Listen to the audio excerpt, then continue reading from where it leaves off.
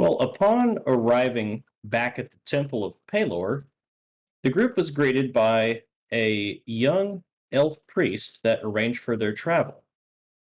A couple more priests arrive with the nobleman, and the party talks about the events that happened with the dragon and the giant flower. Once the nobleman hears of the necromancer, he introduces himself as Rufus Grimjaw. He is a human, well dressed, and he mentions that the conclave is interested in figuring out more info about the plague. He offers the group 500 gold up front initially and 500 gold later. He informs the group that by traveling to Kellendes to investigate, they will have access to all conclave libraries, laboratories, etc. There was some price negotiation with Francesca in which Rufus agreed to pay 1,000 gold up front and 750 after the job was done.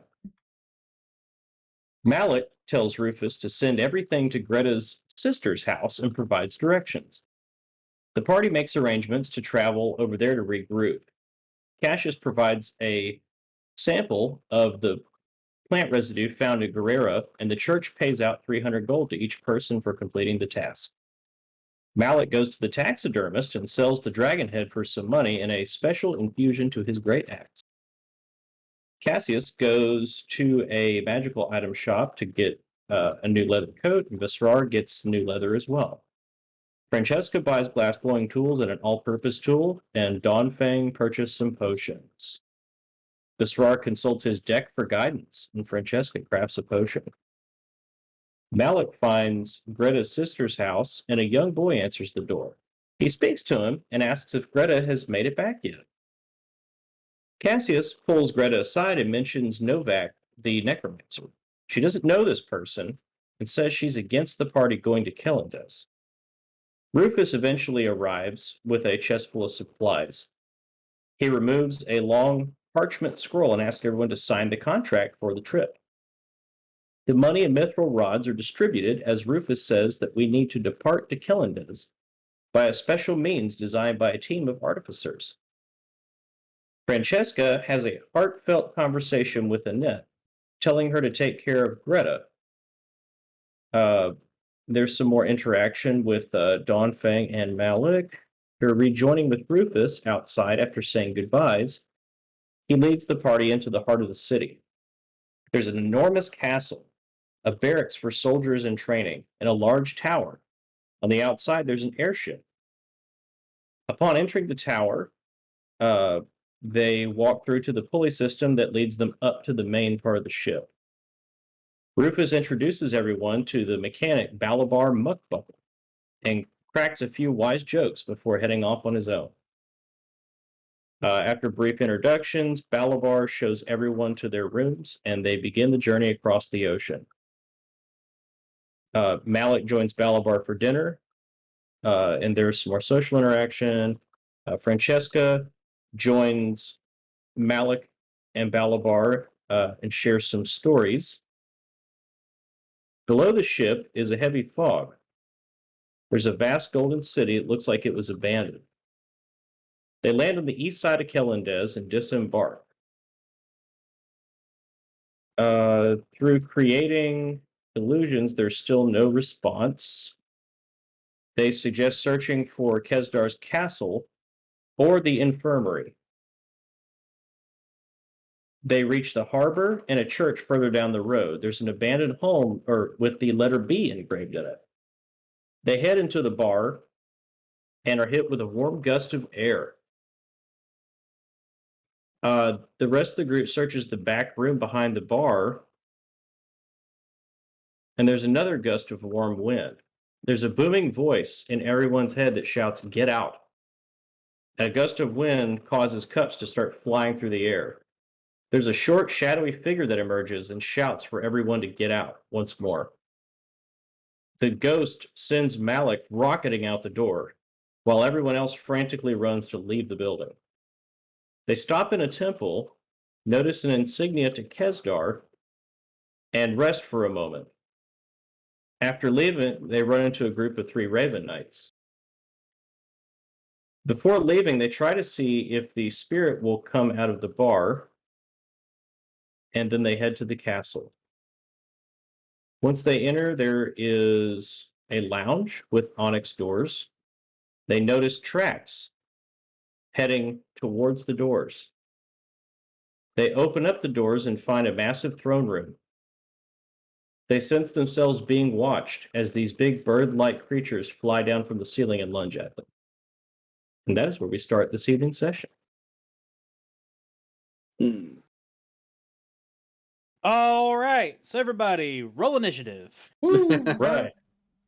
Oh, We wait, are here. I got a rose roll ready to go. Hell yeah. Great notes as always. Thanks. I think I went a little overboard on these. I wasn't gonna say nothing, which is why we said something. Well, wouldn't you done fucked me up, my guy? Let's hope that's it's the bad roll that we get out of the way for initiative. Everybody get bad rolls.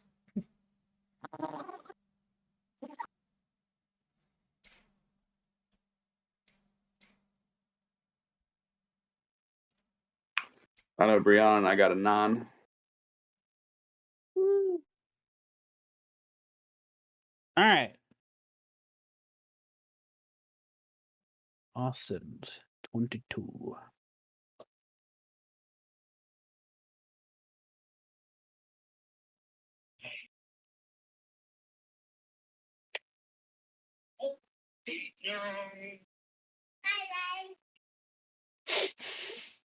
She wasn't fooling around that time, Mike. No. She's like, hi, 8, bye-bye. She was tired as shit, dude. All right, so 8, what's your modifier, Mike? 2. Okay.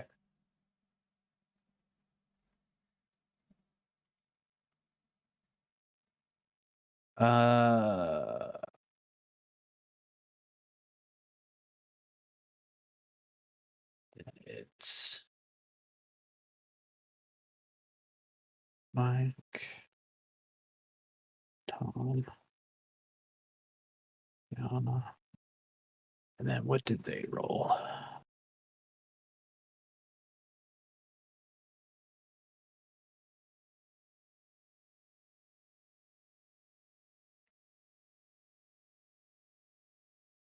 Answer is not a goddamn thing. +4, +4, so.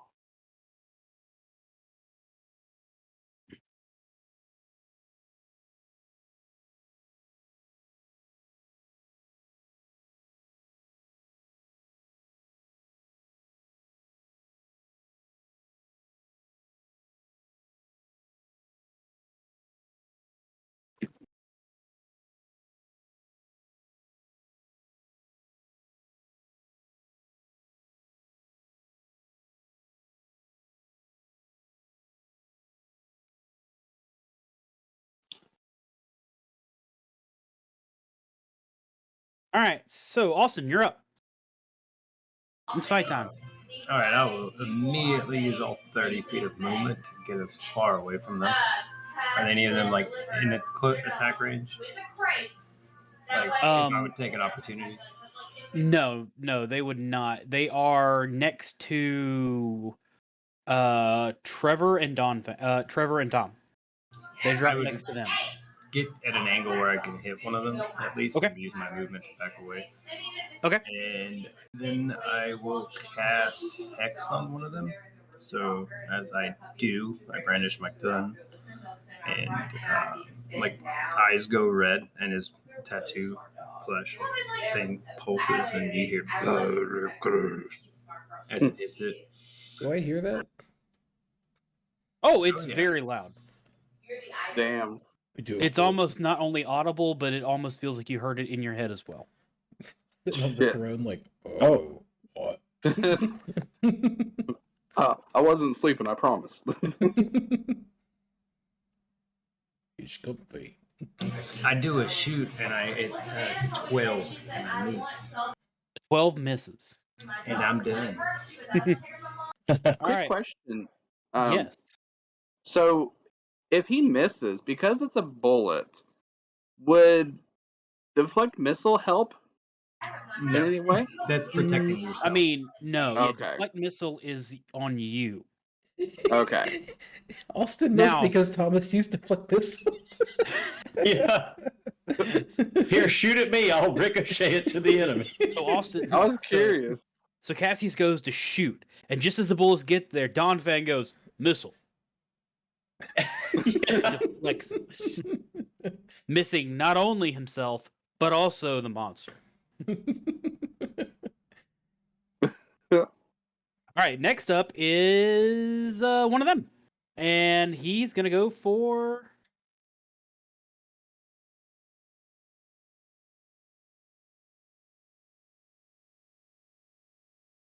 He's gonna go for Tom because he's right there.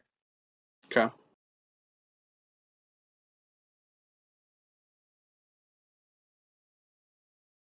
So Tom, that is on his first attack. That is a 17. Ooh, 17 hits. 17 hits.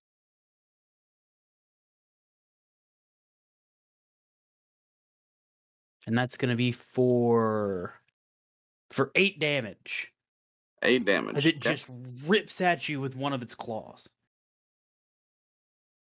And then it's going to go again for a second claw.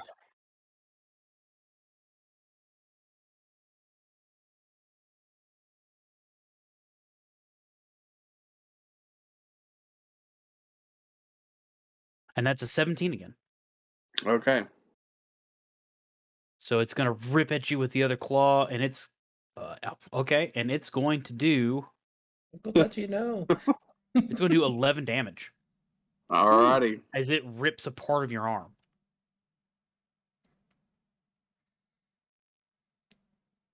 All right, Trevor. Yep. Should go. All right. And you said there's one of them that has flown down at me as well, Yes. correct? One Okay. is dropped down next to you. Visrar is going to see this, and he is going to react by burning a second level spell slot and casting Mirror Image. And as he does, he says, yes, but which one is the real me? And then I have my clones pop out to the sides of me. And I'm going to look over to Francesca and say, heads up, this one's coming at you, and give you a point of inspiration. Aw. Thanks. And that's my turn. Okay. How many clones did you make? So Mirror Image There's 4. creates 3 illusory duplicates of myself. So there's 3 fake me's and 1 real me. Oh, okay. Yep. So when they go to attack him, they basically have disadvantage. Okay, gotcha. Do I still have the 5 temporary hit points you gave me last time? You should still have it, yeah. Because I feel like you gave those like pretty close to the beginning of combat. I gave them out before we came in here, yes. So I know I gave 5 to myself, I think 5 to you, and 5 to Cassius, I believe. Yes. Blake, Mirror Image doesn't give your enemies disadvantage. With 3 duplicates, when they attack me, I have to roll a 6 or higher on a d20 Oh, that's to make right. them It's attack you're a rolling, duplicate. not me. Yes. That's right. I'm rolling to see whether they hit me or a duplicate. Exactly. Cool. All right. Mike. Malik's turn. Well, I'm up on the throne, and they're like all in front of me, right? You're on the throne. Francesca, Visrar, and Dawnfang are in front of you. They drop down behind them, and Cassius like stepped off to the side and was firing shots. Would I be able to make a jump from the throne to try and bring my axe down on one? Roll it. Yeah, let's go. What do you want me to roll? You have to jump over us, Roll. wouldn't you? Roll Yeah. your attack. Okay. Does he have to jump over us, or is he on the Yeah. other side? I No, he already rolled totally it. does, but it's a big throne. 17. Malik, are you wearing pants? I rolled a 17. He's going commando. Colton slaps So- you in the back of the head. A 17 hit. Just flap. 17 It's hits. just like slow Mizrar motion. turns around. He's just got this little like mushroom indentation. I said, "What is happening?" Yeah, 17 hits. Ooh. All right. Ooh, hi there. That's going to be a 9.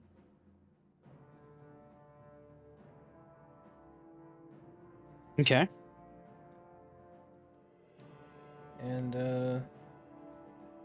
let's see.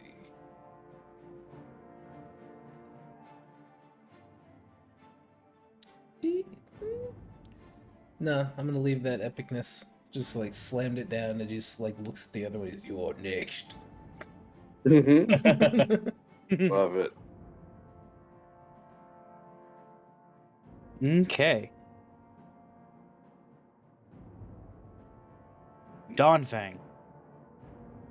All right, so after Donphan got mauled,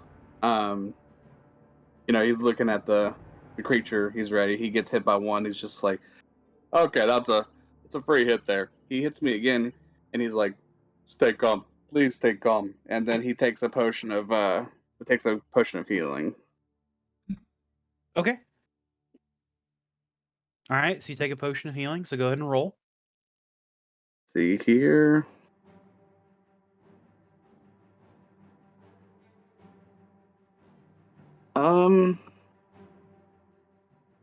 Is it in my inventory? Yes, it is. Okay, gotcha. It's the 2d4 plus 2, right? Yes. Because you called it a lesser potion. And then Yes. It's 2d4 plus 2. Okay. 2d4 plus. I'm trying to find the roll on that. Just do a I custom think you roll just of. have to Yeah, it's gonna have to be a custom one, buddy. You can just do two Okay, d4s. gotcha. Yeah. So 2d4.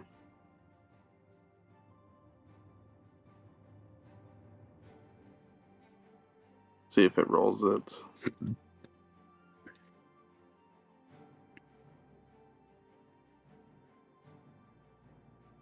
Yeah, 2d4 plus. Okay. So 7. I heal 7. Yes. Okay.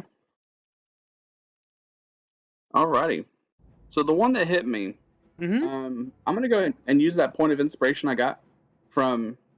It was an infirmary that we were in before. Yeah, I last think week we were in you got the inspiration from the temple. temple. Yeah. Okay. So yeah, I'm gonna use that point of inspiration from the temple and go for my hit with my quarterstaff. Okay. Alrighty.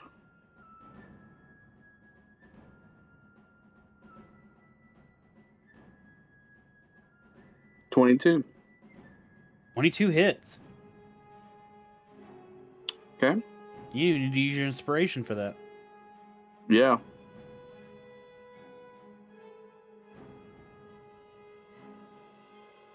Uh, 7. Okay.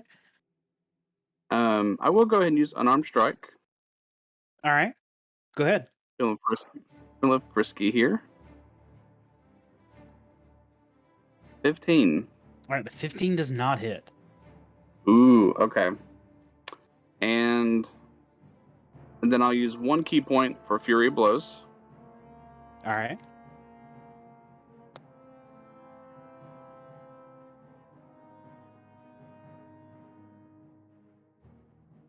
Oh, 11. 11 doesn't hit either. And then next one. 22. Okay, 22 hits. Alrighty. 9 bludgeoning.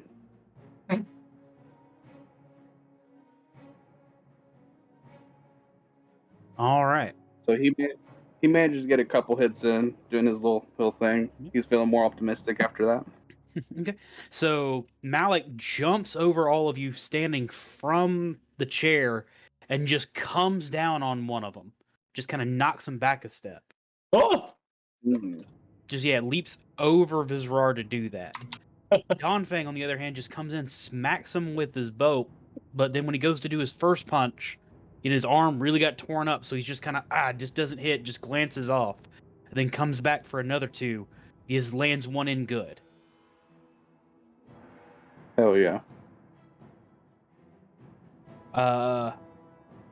Francesca, it's your turn. How many of them and how far or how are they positioned? There's two of them basically next to each other. Malik is behind one, where Vizar is in front of it, and then the one next to them is Donfang's next to it. And So you're there's no way basically I could- kind of to the side of where Donfang is at. So there's no way that I could cleanly get him in a 15-foot cone without hitting someone else. Not without hitting somebody else at the moment, no. Okay. I could take Oh, Yeah. You could, in theory, hit both of them and Malik. I could call him the Fire King. Malik's a fucking psycho. No, I'll just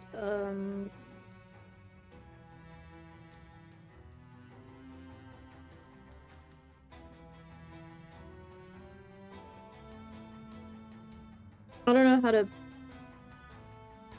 Do they look beefy? Like, do they look like they have a lot of hit points? Are they I don't. thick? Are they thick? Do the clap of them ass cheeks alert the guards? Let's do it. So they don't look big and beefy, but they look very lean and agile. They do look strong.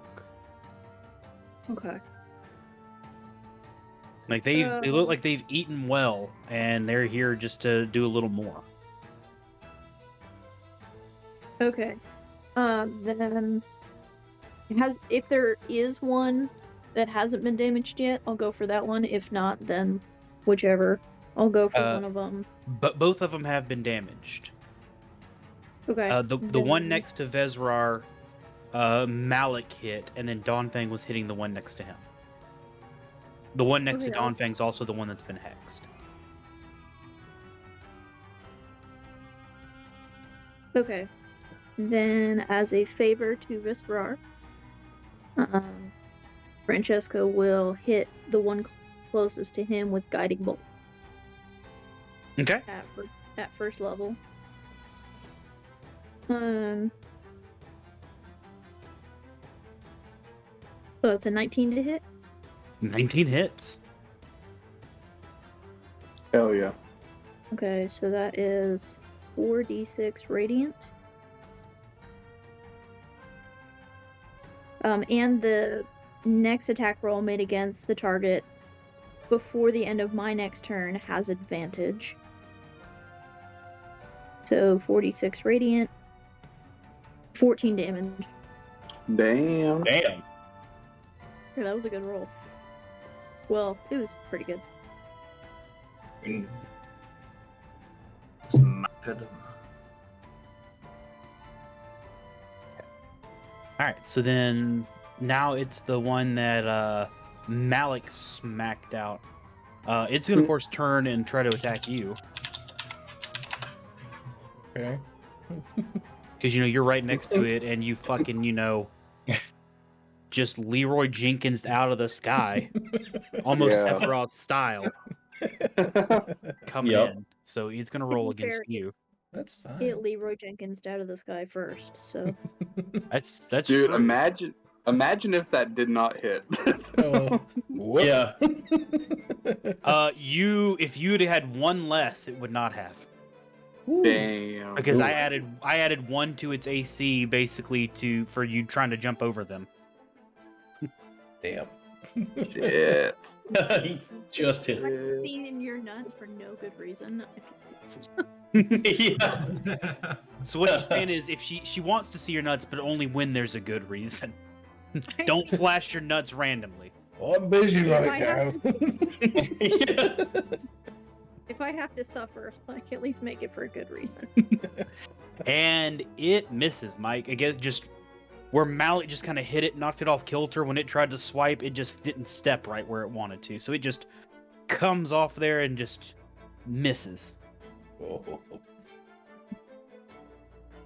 All right, Cassie, it's your turn again. And times the charm, I will shoot at the hexed one. Oh, what the fuck? Oh, Brownie, you are being haunted or hexed? yeah, Austin, something's happening with the there video. that hex. What? Like a, Can you see it? She's entering the matrix. This will be good on recording. Okay. It's Oh, better and now. it's back. she's like, what? She's How are been we talking replaced about? with a doppelganger. What's happening? You'll see it on the recording. Your entire video went paranormal activity. Yeah. Like 90s VHS. That's not something I've seen, but Rewind. So a 24 hits. Shit. as it should. The 8 in piercing damage. Okay. And then. I guess it doesn't give me the hex. Do a custom roll, and boom. 5 necrotic damage. So as Cassius shoots this one in the chest, as soon as the bullet hits, it's almost like this dark energy just explodes around where the bullet hit. Was that the one that I smacked? No, that's the one that's on Dante. Okay.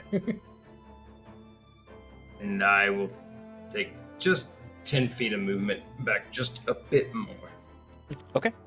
And that's it. Okay, you do. So it's that one. It's not having a good time right now. But it's got a lot going on. But Dawnfang is still right there in front of him. Yeah.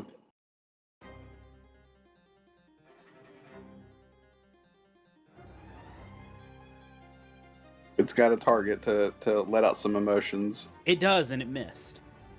Oh, thank God. Missed with its first attack because it just I get having damage from necrotic damage hit you when you get hit with a bullet is bad enough. So it missed Yeah. with its first attack, so it's going to go for a second attack.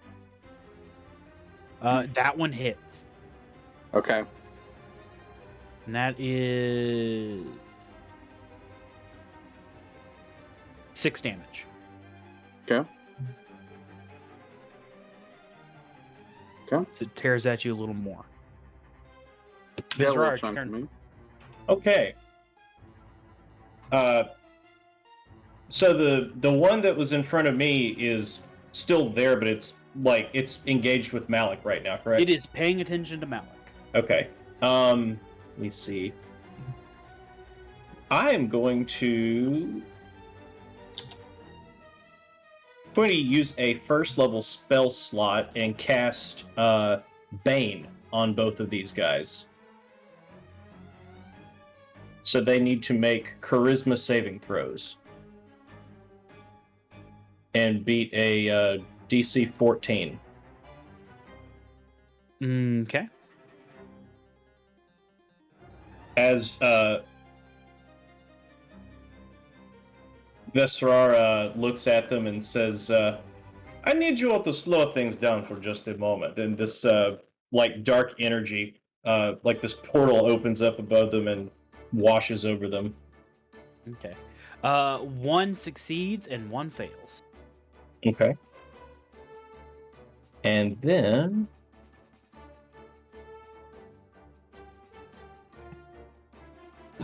I'll go ahead and see.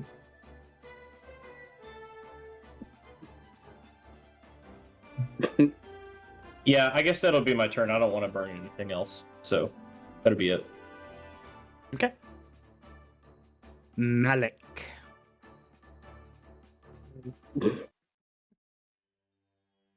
All right. So I'm a man of my word. So I'm going to rage. Oh. Right. Mm. Roll that beautiful rage footage. Yes, sir. The D8, right? It is a D8, yes. That's gonna be 4. A 4. So Yep. magic infuses one weapon of your choice that you are holding. Until your rage ends, the weapon damage type changes to force, and it gains the light and thrown properties, with a normal range of 20 feet and a long of 60. If it leaves your hand, the weapon reappears at your hand at the end of your current turn. Ooh. So as Malik rages out, his entire axe just starts glowing in this pulsating blue. Oh, he It's like told the me it axe was just a itself rental. almost looks kind of ethereal. You got the blues. Time for throwing great axes. Oh, I got it on discount. So, I got the moves like Malik. I got the moves like Malik. Yeah. I got the moves. It's all in the hips. so there's one diagonal to me, right? That's I the looked one at in him. front of Dawnfang. Okay, can I like try and like swing backhand and just like do like a fucking whiplash at him, or do I have to move 5 feet and then flavor that? No, you could hit him. Okay, so I'm gonna make my like after I bring it down, I'm like bah. Okay, roll a hit. 19. 19 hits. Oh, you. That's 7 plus 2 for rage. So Yep, 9. so you get 9 damage Oh.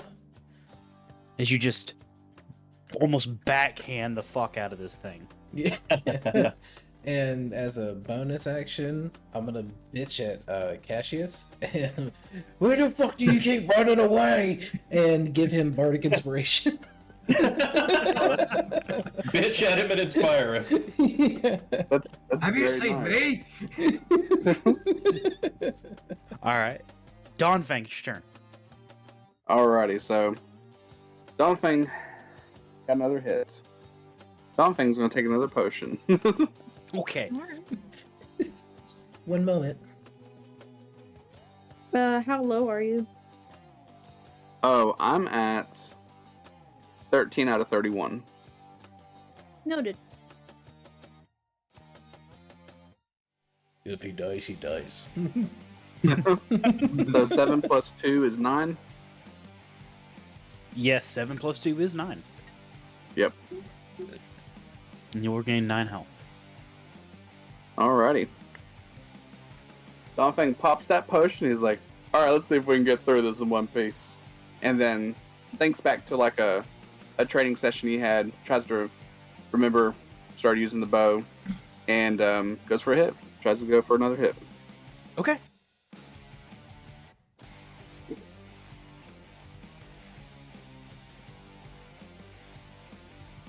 One moment.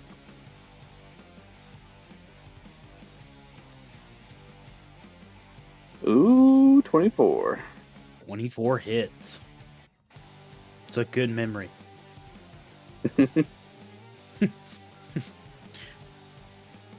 Ooh, that is a good memory. Yeah, 13. 13. There you go.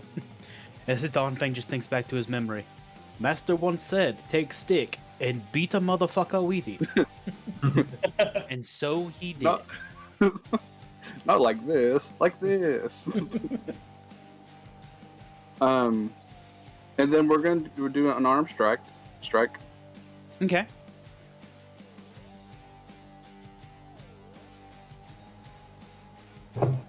17. A 17 hits. Ooh.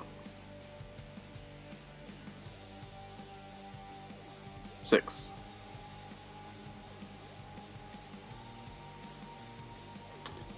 And I mean, to make this real quick, I'm gonna do a flurry of blows. Use one more key point. Okay. Fuck him up. For the key points here.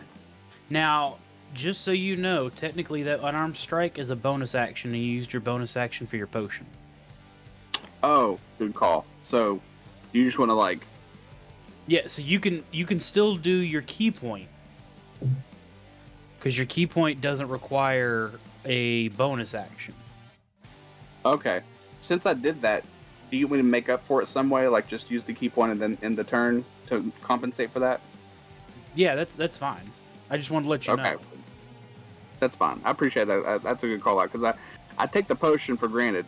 Where it's 'Cause like, well, okay, actually, that is technically, your Fury of Blows is also a bonus action.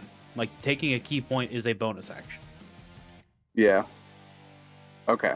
So we did the core staff, then we did the So unarmed it would strike. be the quarterstaff. That would be it. Okay, gotcha. Do you want to take that damage back then? Yeah, no, you're good. I got you. Okay. So then, But yeah, taking a potion is a bonus action. So using your Good key deal. points or or unarmed those are both bonus actions. okay, gotcha. So it is okay though that I go ahead and spend a key point. I mean, if you Broke. spend it, you won't be able to use it because it's technically a bonus action. Okay, gotcha. Because if Then you, that'll well, be you that. can, so here you can spend it, but you can't spend it on Fury of Blows. You would have to spend it on either Patent Defense, and that would be it because that's the only Okay. one that doesn't require a bonus action. Okay, good deal. The more I know, that helps me out. It's okay. So that will be my turn then. All right, Francesca, it's your turn. Dawn Fang, do you want more healing? Or are you good now? I look over at Jessica. I could always use more healing if you want to send some my way. It's up to you.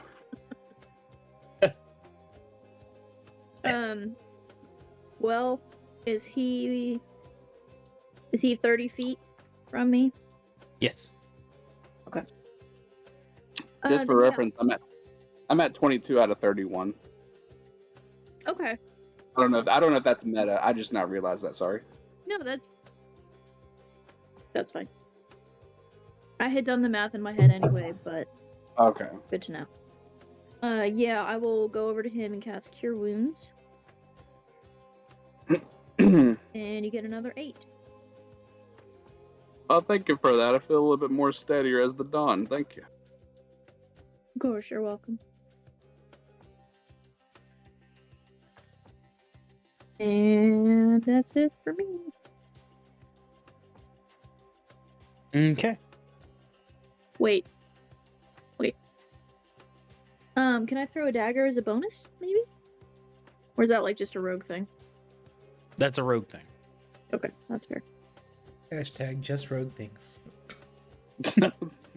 Just roguey things. All right. You mean I can't multi-class in a rogue right now? I mean, after the fight, you might. No, I'm already 2 classes. If I did 3, I would just hit myself. It'd be terrible. I'm just gonna make one that's a multi-class of every time he levels up, it's a different level. Yeah. He'll have like no health. I watched a YouTube video on that today, or listened to it. It was like a one shot, and he was like, went to his team, he was like, "So here's this idea," and he wrote out the backstory just to fit it in, because he's like, "You got to give me a backstory." It's like, Yeah, it's like, I have 0 health, and I can do a lot of one things. Yeah. So Make a the portal. second one is gonna go after Malik again. They pray. So his first attack, he's a 15, Nope. and the second attack is a 17. Whoop, didn't mean to do that. Wait a Which minute. sucks. Does my AC go up when I rage? No. Never mind. No, you just take half damage on non-magical attacks. Okay, yeah, so. Wait on. All right, so it's going to hit you for 10, which is Oh. 5. Is it misses you with the first talon strike, but it comes back in for a second one. Oh, sweetheart, at least you tried. All right, Cassius, it's your turn. I will shoot my gun. Oh yeah, that's bad. Can you? That Whoa. misses. Kid? No. What's No. the inspiration? 1d6. The D6, yeah. You know what? Well, if you not to meta on this, if you max Oh, out it's your 17. inspiration, yeah, you're still not gonna hit 16. I think a 2 AC is 16. also a misfire, Oof. I believe. Oh, a 2 is also a misfire? If the dice roll is equal or lower to no weapons, misfire, score the weapon. I'll look into it, but that's my turn. I couldn't have added my inspiration to my healing, could I? I don't think so. No, only on ability checks. Because if I could have, I would have been mad. Well, ability checks are saving throws. Right. I thought you could add him to attacks. The College of Creation Bard allows you to use your inspiration to do bonus damage. Oh, okay. So it is one birdie's turn, and that birdie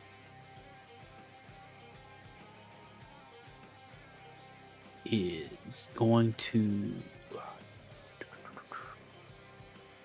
use Misty Step as a bonus action, and he is going to show up behind Cassius and go for a strike. Is that the Uh-oh. one that I like, slammed down shit. on? No, this is the one that he has hexed. Is that Oh, the this one one. that is that the one that failed Bane, or is that the other one? That's the one that that did not fail Bane. Okay. Because 2 I is a thought I, jam. Like, That's the one that you bitch slapped, not the one that you came down on. oh, okay, cool. Yeah.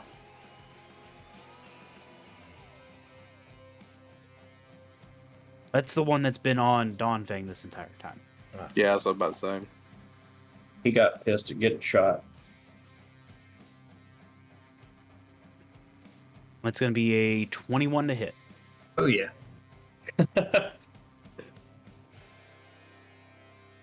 And that is 11 damage. And that is his turn. All right. Vizrar. Okay. So I'm gonna look at. So there's still the one that's like between Malik and I, correct? Yes. Okay. So I'm gonna turn to him and say, "I call to you, spirits. Help me now in my time of need." And there's gonna be this big explosion as this massive spirit of a man that is wearing like a mask, a wide-brimmed hat with a feather, and like a cape and a rapier is going to appear above me and say, "On guard, you fiend!" And he's going to take a stab at the ones in front of me. And that is... Let's see. I'm using the Tale of the Renowned Duelist. The tale that I stored in my head from last time. Mm-hmm. So I'm using my action to use it. It's, let's see, 2d6 plus my charisma modifier. So that is 4 plus 4, so 8 force damage from that I hit. will- And You got to make a melee spell attack against the target. oh, I do have to do that. Okay. Yeah, so let me roll a d20. It's going to be a d20 plus your charisma modifier because that's where your spell attack is. That's a 15. It does not hit. It's a Nope. 16. That's a miss. Shit. I'm going to burn a point of inspiration to determine another tale to tell Okay. as my bonus action. So, and I got the bad one. Oof. Great. So What'd you roll? a 1. The clever animal. Yeah, that's the one that has nothing to do with combat. But I have it later, I guess. And that's my turn. On that one. Yeah, All right. I know I've rolled that one twice. Malek. Um, can I throw my axe at the one that Misty stepped and hit it? Because I've got the from my wild surge thing. You can, but it's behind Cassius right now. So it Aw. would be a hard shot.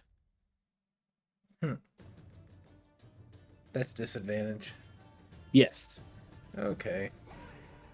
So Malik is going to get pissy. That he's gonna look and see it like behind Cassius. He's like, "Oh, come on, you fuck, you piece of shit!" I'm just gonna like backhand the other one.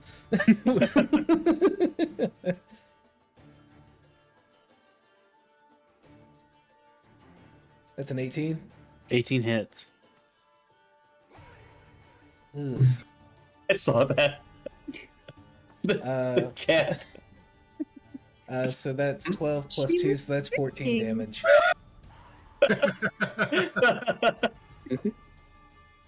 It's like the Bloodborne pose. Yeah.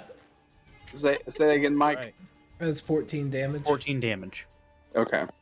Sorry. Damn, that backhand, dude. Yeah. Did you just do that with your hand? No, that was with the axe. Okay, good. I was about to say, if you just did 14 damage with your hand. Yeah, then lord. the monk has to figure out his life. Yeah. Yeah. Speaking of monks, Donfang. Alrighty. So the one that was on me is now not on me. Correct. The one that's not on me, is that close to me? Yes, it is. Okay. So we're just gonna do what we've been doing to that one. I take my staff and I just point it at the other one, and I just let him know what's coming and go for an attack. Okay. So this will be with the quarterstaff.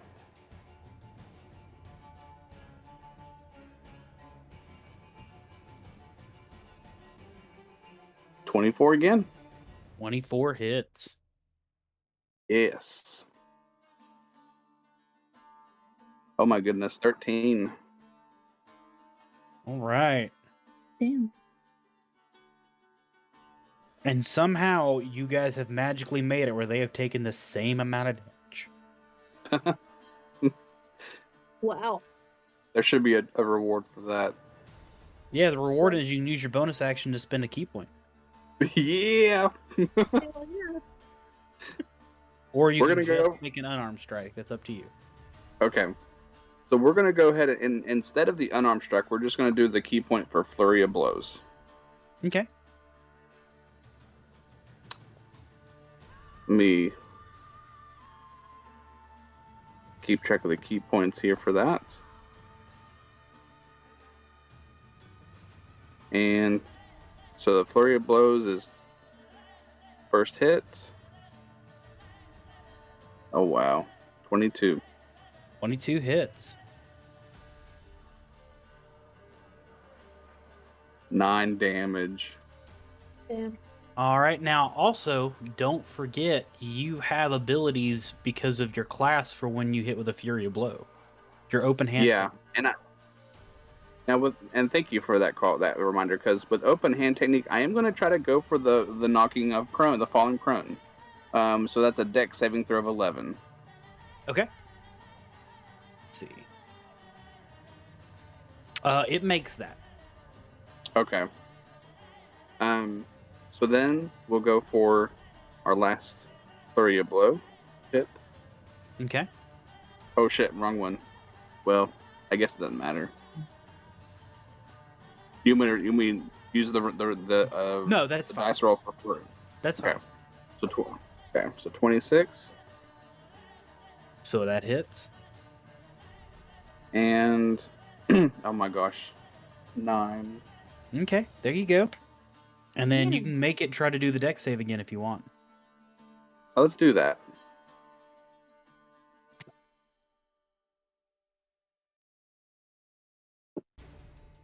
It's gotta be what, an 11? Yeah. It doesn't. So it So you come in and you come start swinging and starting beating the living shit out of it, and then finally you hit it real hard in the stomach, and it actually just falls down to its knees. And its breath is knocked out of it, so it is prone.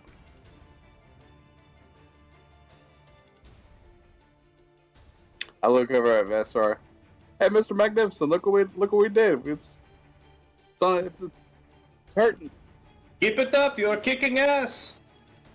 And then just like, That's so cute. Alex just winded, like, what happened? Yeah.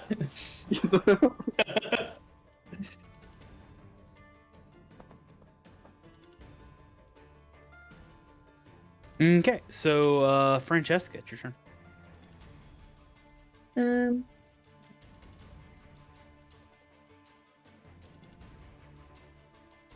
She's actually going to pull out her mace. Time to do this old school. Yeah, What does her mace look like?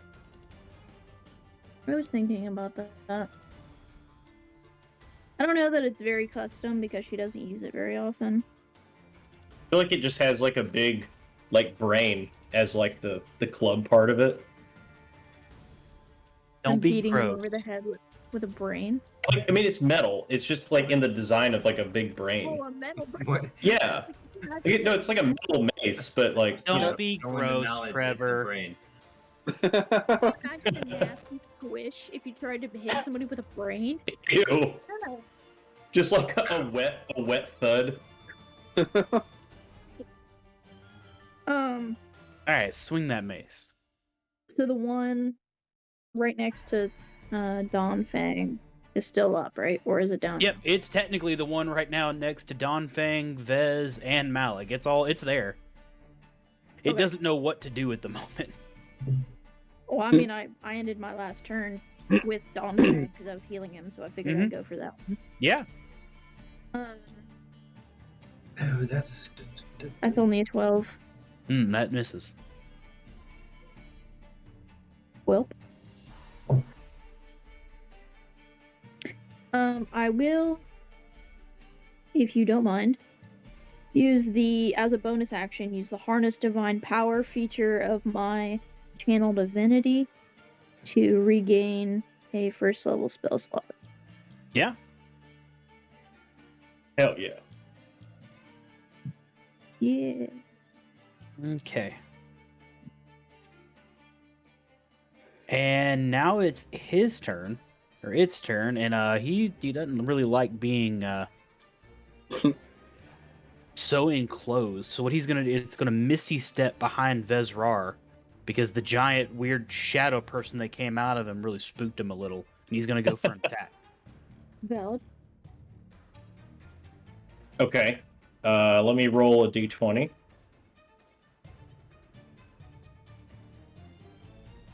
Okay, that is a 6, so yeah, 6 or higher. Okay, so he's gonna attack a duplicate. Okay. And he does hit. Okay. Okay, so yeah, the AC on the clones are 12. Okay, no, he definitely hits. Okay. So whatever he does, he thwacks it, and that clone is now gone. Okay. Oh. All right.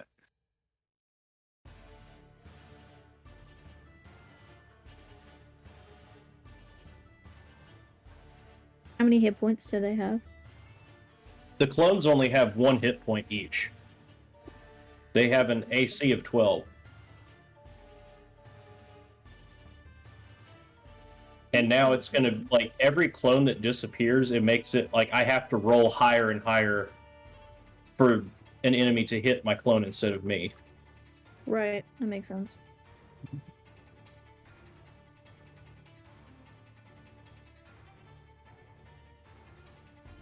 Okay, so back up to the top, Cassius. After I get hit in the back, it's that's a neat trick. And then I'm gonna cast Misty Step, Oh. Ooh. We should- and I guess I'll probably be 10 feet away from Malik. Hello, big man. Why is everyone moving around? What can we sit around and just get hit? And that is a 19 to hit the one that hexed me. Or that I hexed. Okay, that definitely hits. Skibbity bap bap. But ooh, that's what I'm talking about. 13 damage. Okay. Piercing, and then the necrotic. 3 necrotic. Dude, these rolls feel like Christmas.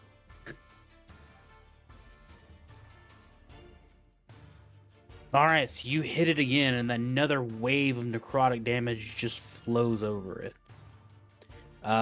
Well, now it can't really cast Misty Step again, so it's gonna charge at the person closest to it, which would be Francesca. Shit. So it's gonna go for its first attack, which is a 12. Miss. All right, and it's going to do a second swing.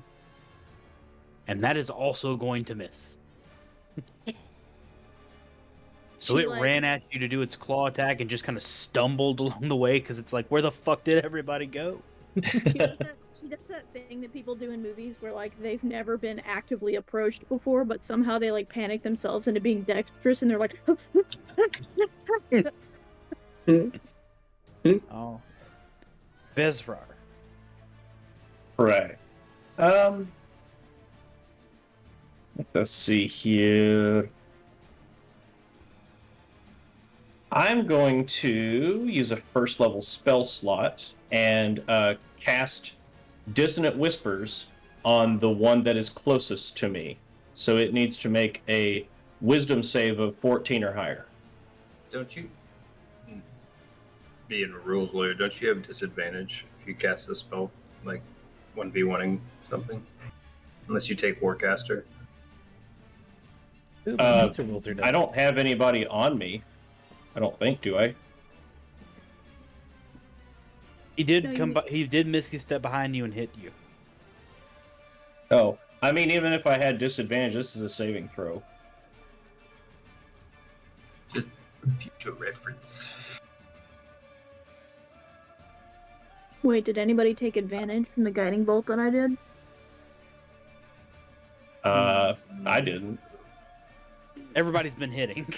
Yeah. That's the thing. Like, Oh. He's been strong as the dawn and swift as the fang.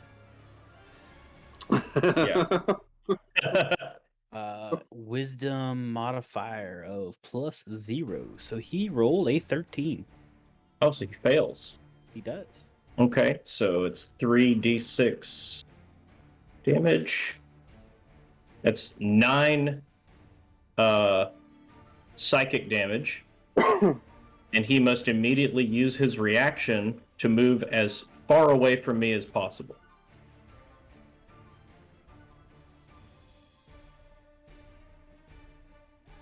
As he casts Dissonant Whispers, you just hear like these sort of like screeches of the damned in his ears as he's just like it sees this ghostly, presence like around Vesrar, like scares the shit out of him. Okay. And I will go ahead and see. I think that's all I can do. So yeah, I'll just leave it at that. Okay, so yeah, it starts running away from you. Be very afraid. Everybody swing. All right, Malik. Hello. So, my positioning as opposed to the enemy's position, what am I looking at? I know that they're far Well, away, it there's a lot just of took people off. moving. Yeah, I get that. I'm just saying, like, because I know they all misty step, so I'm like, Well, it was on the behind Trevor, so now it's running towards the it's running towards the throne because it's just trying to get away from Trevor. There's not much here. I'm gonna throw my axe at it. Okay. Roll it. Do, do, do, do. It's going to be loving it. plus dex, not plus strength. Because you're throwing it.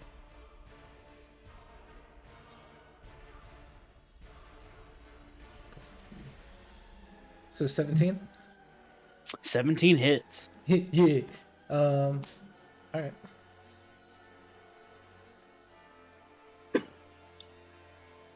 That's gonna be 7 plus. Is that still including my rage damage? Because it's Yes, it does. 9. Mm. All right. And do I want to do something else? Did I take damage on that last one? Yeah, you took 5. Okay. Yeah. Can I? Nah. I'm gooch. Okay. Dawn Fang.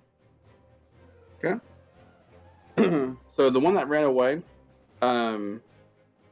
it's pretty far from me. It's a good distance. Now, the other one is a lot closer now because it came to attack Francesca Okay, gotcha. after Cassius Missy stepped away. Okay, so there is one that's within target range. Yes. Okay, Well, there's one you can get to. okay, yeah, we'll go ahead and try to get to the closest one and continue what we've been doing. You continue. And start off with the quarterstaff here on the one that closest. Oof, 13. 13 misses. Okay.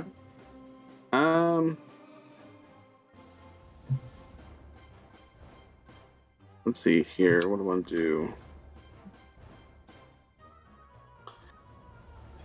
We've got 2 key points left.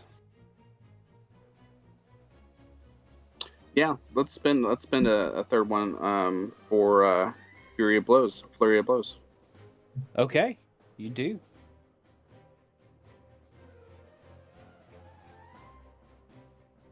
$24. That hits.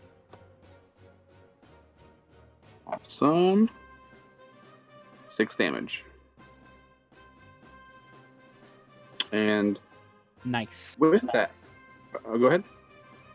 Oh, he's had 69 damage done to him, so I said nice. Oh, hell yeah. So, fun fact, if ever y'all do damage and I just go nice, you will know where they're at. Yeah. Either that or 420, depending what we're fighting. Oh yeah, or 169 if depending on what you're fighting. If you get Oh, 2 shit. nices. Let's go ahead and try to go for that prone again on the dex saving throw of 11. Okay, yeah.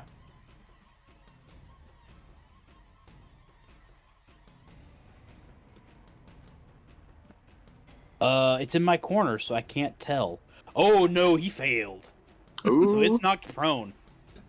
Yes. At this point, Don Fang's just got this determination. He's just like so focused in. He's got kind of got a smirk, you know. We're gonna go for the second, the last flurry of blows attack. Okay, well you have advantage Okay, because he is prone. awesome. Now remind me again, what does advantage include? It You means right-click. you roll 2 d20s and you take the higher one. So if you right click on the d20, there should be a thing there to do advantage. Oh, okay. Drink. Let's see here. Oh, I think I just did it once. So do I need to So do yeah, it again? just roll it a second time, buddy. Okay, gotcha. Okay. So we you have got an 18 and a 10. 10. So we'll take the 18. So you hit. Cool. And 8 damage. 8 damage. Very good.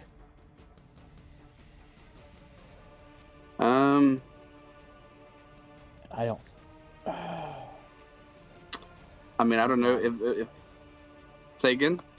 So y'all are bothering me by, I've got their health up and down next to each other, and how many numbers have added up that they've been hit to. So I have concerns about how the numerology is working. I guess since it's knocked prone, I don't know if I can really do much more to it. I mean, there's an option that it can't take reaction until the end of your next turn.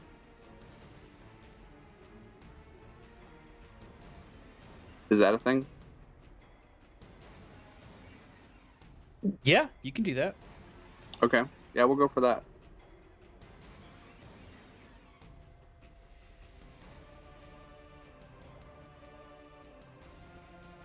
Okay, what does it have to roll? You know, it's interesting. The way it reads, it says. Oh, no, or it can't. So yeah, it cannot take a reaction until the end of your next turn. Okay. Very nice. And that is the end of my turn. All right. Francesca.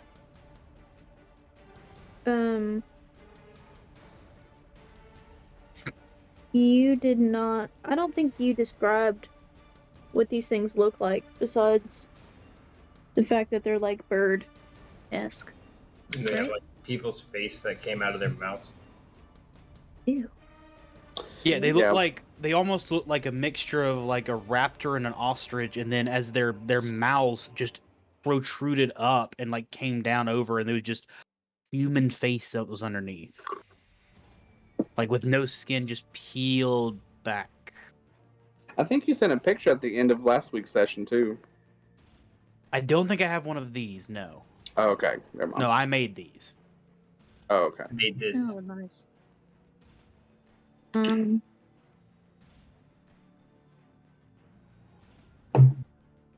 Do I get the sense that they're smart enough to communicate if I try to use suggestion? Can I make an insight check? Yeah, make an insight check.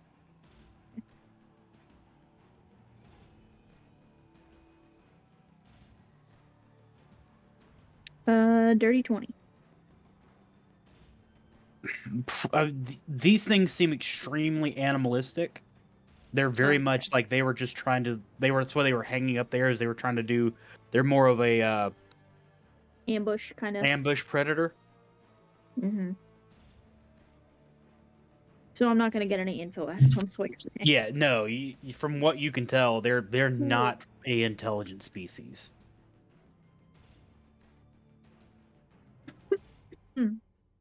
Okay. Then I will hit. I will hit the closest one to me. Well, yeah, I'll just hit one with Firebolt. Okay, So rolling to hit, that is a 19. 19 hits.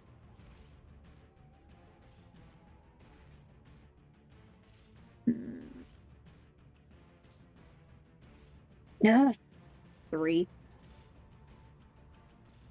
3 fire damage. Damage is damage. It's true. I know, but like 3 fire damage feels so lame. Like, ooh, I feel warm.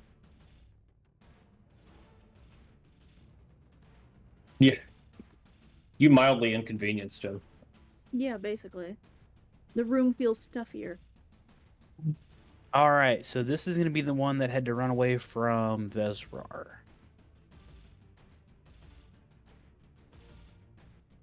So it's a little upset with the the Current whole with the current events of this great nation of no fucking people, and the food they tried to eat, is fighting back. Yeah. It's kind of not nice.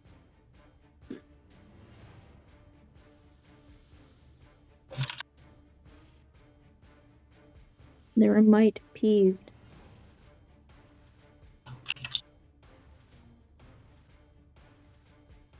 They are. So the face just makes this almost starts scrunching in on itself, and then just makes this weird like bellow noise, and just this big shockwave comes out. Oh, Mm. So I need Malik, No. Vezrar, Dawnfang, and Francesca to make me a Constitution saving throw. okay. Do I roll for the mirror image on this or no? I mean, it's gonna hit all of them, so it would also hit your mirror images. Okay.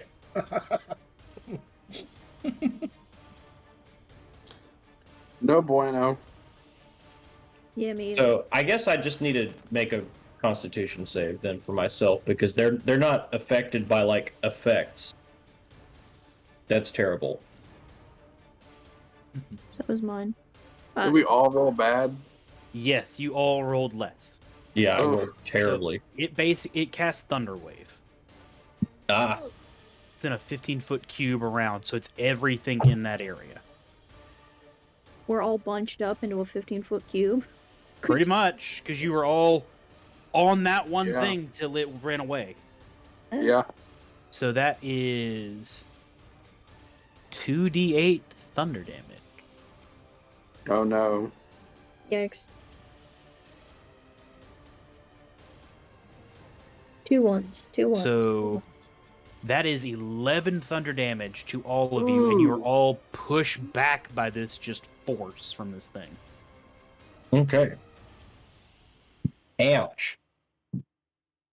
My ears hurt. I just imagine being fried like. Yeah. What was that noise Raiden made in Mortal Kombat?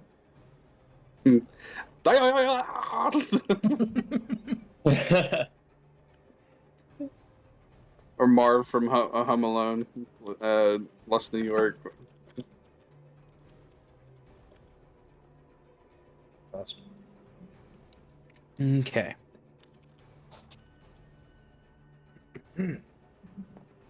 Cassius. As I missed that, I'll just take inspiration from Nick Frost and be like, shame, and shoot the other one. Looking at so. I wish I would have cast my hex. That would have been a crit, but 26. And 26 hits. Gibbity bat. That's 9 piercing. And the necrotic damage is 4. How are we gonna we're gonna roll reloads in action? A reload is a action, yes. Okay. I will go 20 feet the opposite of all of them. And like kind of like parallel to the other one. And that's where I'll end my turn.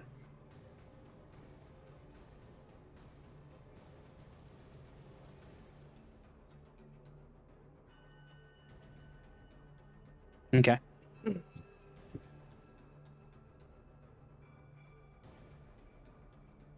So it does not look good. Like, Like it's out with the looking muck. it's looking real bad right now after being just shot relentlessly and then Dawnfang coming in and smacking the shit out of it.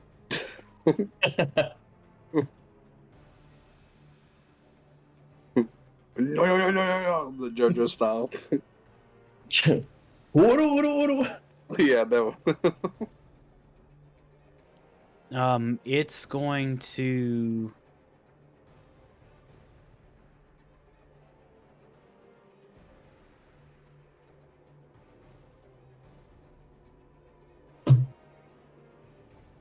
It's going to still try to swipe at somebody, but it doesn't really know who it's going to swipe at, so it's going to just see here. Swipe at somebody. Swipe at somebody. It's going to try to attack Vezrar. Okay, let me roll for my mirror image. Okay, so they're not affected by AoE spells? Here's what it says. This is all the detail I have. Each time a creature attacks you with an attack, roll a d20 to determine whether it attacks, whether the attack instead targets one of your duplicates. And then it shows the numbers I have to roll to target a duplicate. If an attack hits a duplicate, the duplicate is destroyed. Yes. They have an AC Yep. 12. Area of effect spells don't do anything to a duplicate from mirror image, so you're good. So yeah, roll it. Okay, so I rolled a 20, so it's going to hit the mirror image. Okay. It's got an AC of 12, you said. Yes. So it definitely hits. Yep, so that mirror image is gone. Okay, and it's going to make a second attack. Okay, I'll roll again. That's a 9, and I believe now I have to roll. Okay, so this one's going to hit me. Okay. 16 to AC? My AC is 15, so it hits. Okay. And that's going to be 10 damage. Okay.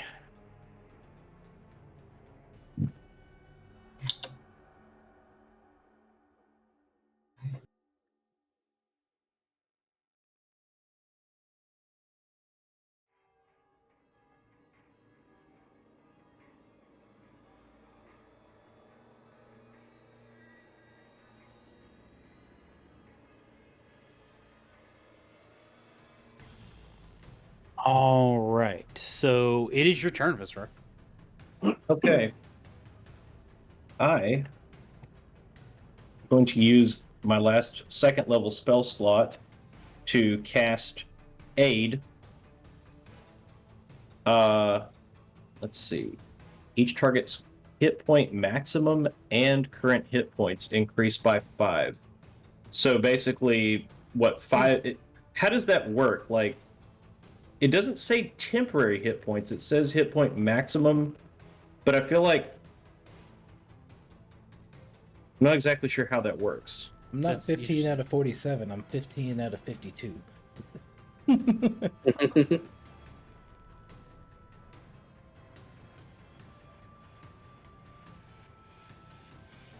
Yeah, I'm gonna call out real quick. Yes. Who is hurt? I'm fine. I'm okay. I'm all right. Hey, Mr. Magnificent. Okay. So aid definitely gives me 5 health back, but then do I put like 5 in temp? Is that correct? Yes. For the hit point maximum? Okay. Okay, so I'm gonna cast it on myself. I'll go ahead and throw one of the heals to Dawnfang. So you get 5 health back and 5 temporary hit points. And then I'll throw the other one to Francesca. Get 5 health back and 5 temporary hit points. Hell yeah. Thanks. And I'm going to go ahead. I'm going to use my. I think I'm going to use. Fuck it. I'm not going to do that. Okay, that's my turn. I'm just going to heal up. Okay. Malik. How's that battlefield looking? I'm having trouble keeping track of where they're disappearing off to.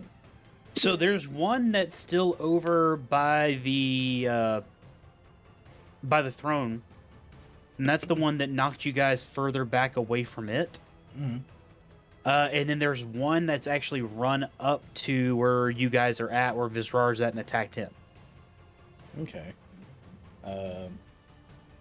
Malik is going to go to strum his chords on his guitar, but he realizes he doesn't have his axe anymore, so he's like, oh, come on. Damn it. Okay. Fuck it. And then he is going to huck his axe at the one that yelled at me. Okay.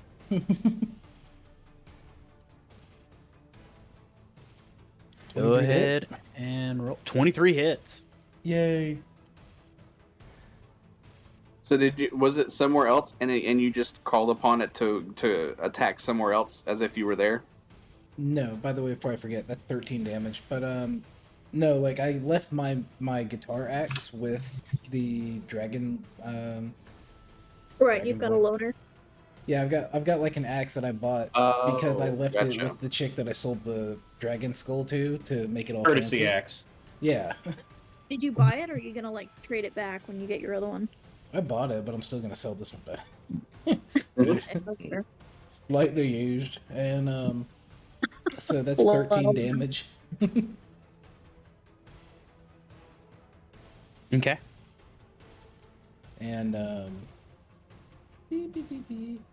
In response, you know what? I'm done.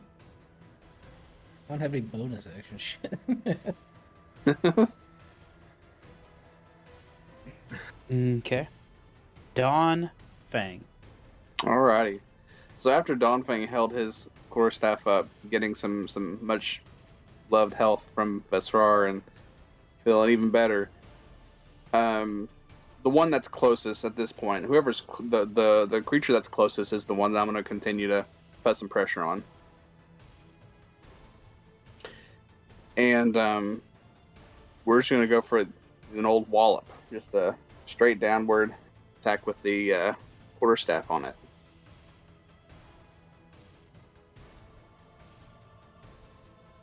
Okay. Roll. Alrighty. 21.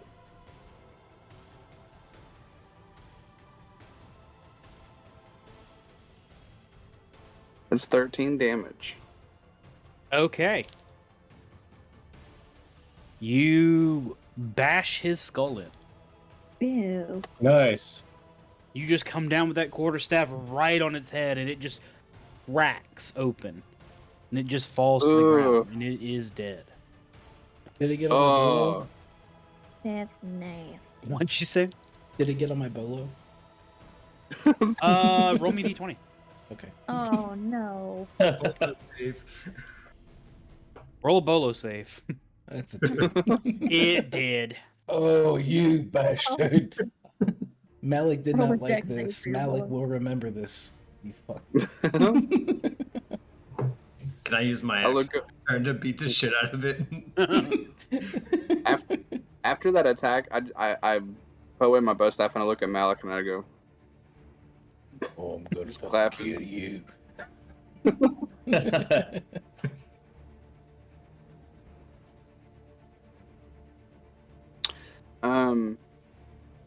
I don't know what else I have after that. I mean, that's my main action. I think everything else that I could possibly do, I can't do. So that's the end. My turn. Okay.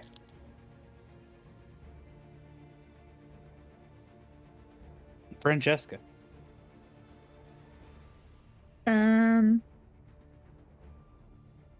I would like to get within 30 feet of one. How many are left? Okay. Well, okay, never mind.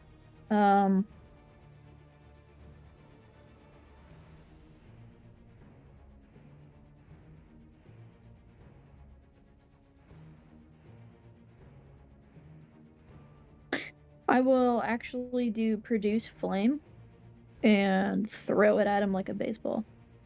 Okay. Have you all seen Elf? Yeah. Yeah. I swear this is relevant. You know the scene where they're having the snowball fight in the Central Park? Yeah. In the last Yeah. part, the guy's running away, and he smacks him in the back with a snowball, and he like shrieks and falls down. I want to do that with a fire, like a produce flame. Fireball fight. I get it. Yeah, basically. So ranged spell attack. Just kidding. That's a 12. Never mind. Alright, so yeah, as you just start chucking fire at it, you haven't really done that in a while, and it just kind of misses just almost where it's at, but it's a good distance. It just didn't get as close as it should. I haven't played ball. I haven't played ball in a while, so it didn't work. That's right. It's oh, you have anything else to do? Sorry. Well, for a bonus, within 60 feet, who looks the most hurt? I have 20 health. It would probably be either Vez or Donfang, Okay, well, or possibly spread the Cassius. Yeah, Cassius took some damage too. where y'all at? I'm like 20 feet away from all of y'all. Well, my healing word's within 60 feet, so I can reach you if I need to. Are y'all pretty hurt? You need something? I'm good. I think I would be okay. Okay, cool. I'll just do See. nothing. Malik looks the most hurt. Yeah. Right one. Never mind then.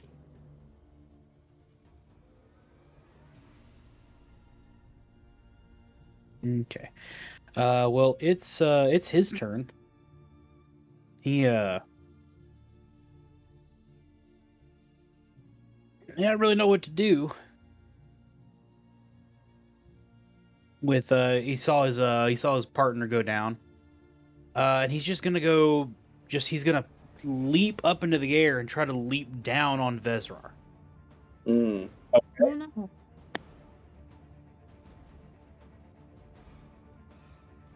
Okay, he hits me instead of the clone. Well, hold on. Let me see if he hits you. Well, if he rolls 15 or higher, he does. Yeah, that's what I'm checking to see if he can roll. Yeah. And he does. And so he leaps up into the air and just down onto you. No. So he's gonna try to grapple you. So Okay. roll me a strength check Okay. versus his strength. That's a 15.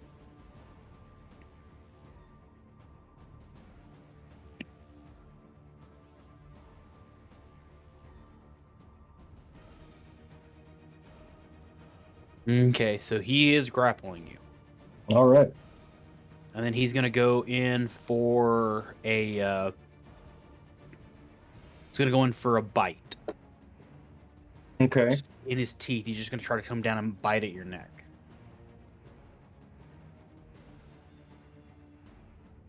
Uh, 18 to hit. Okay. Do I need to roll a con save to see if I keep Bane up? Yes. Well, nope. And how much damage was that? I hadn't rolled it yet. Okay. That is 12 damage, and then I need you to roll a Constitution save again Okay. of a 14. Nope. Okay, you are poisoned. All right. Mm. And he just goes and just latches onto your neck, and you Ugh. just feel as it does that it's almost like this pulsing sensation. Ah. Mm. Shit.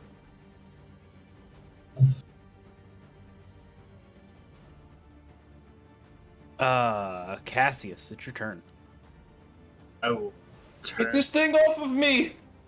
and flick the barrel, and I'm like, why won't you just die? And as I do it, I like spin the barrel, and then I'm gonna cast Eldritch Blast. Yeah. Hell Did yeah. the thing. I should've Yeah. again. Shit. Well, So Yeah. that is 5 Eldritch Blast damage. 5. Cool. How you want to do it? Ooh. oh, nice.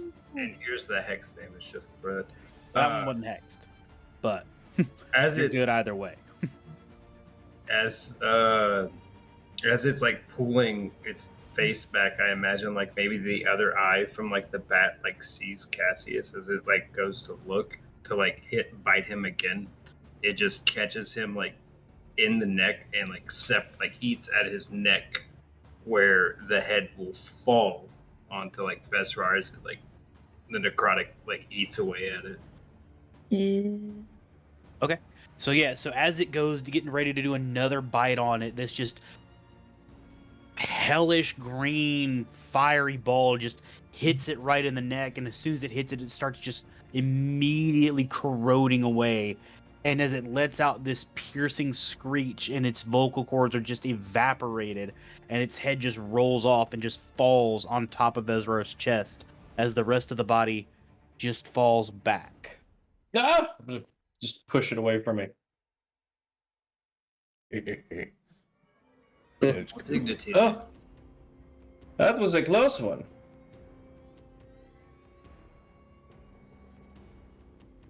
All right, and you guys survived. Woo. Shit. Oh my gosh.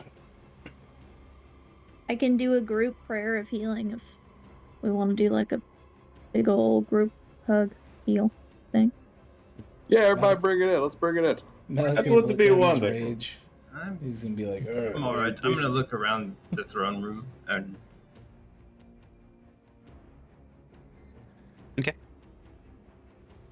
I will join you for this prayer.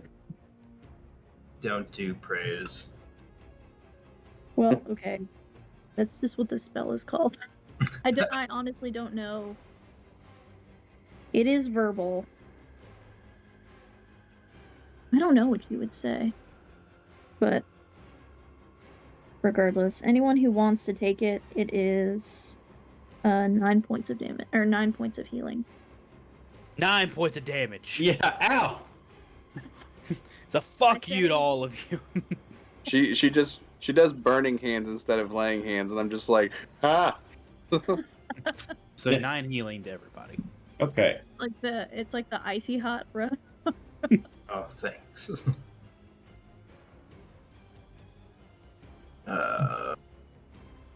Yeah, Francesca, you really helped me out back there.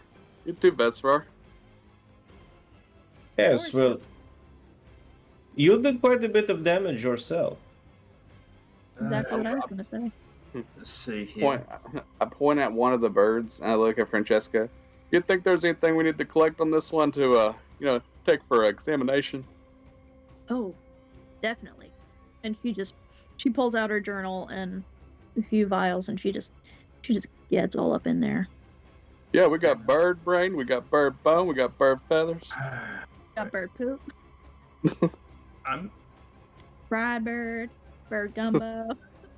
gonna look around the chambers to see if there's like a desk or maybe another door. Okay. As you look around, you do see to the far right, there looks to be like a small, just wooden door.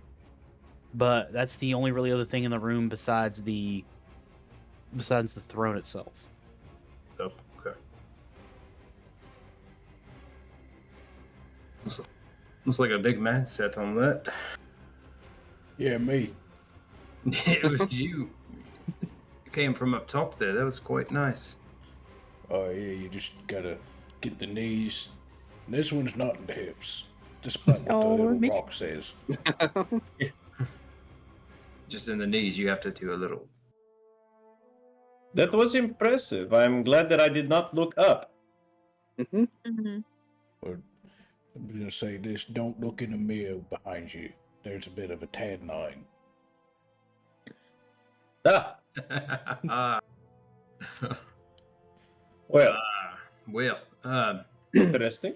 don't seem to see anything of note in this chamber besides a giant throne. There is a door over there, however. Yes, let I us look- proceed with caution. I look over at Cassius. Yeah, there may not be anything in this chamber, but and I point at your gun. Looks like there's something in that chamber. Actually, no. I like flick it open and I'm like, actually empty. I should reload that. Thanks for that.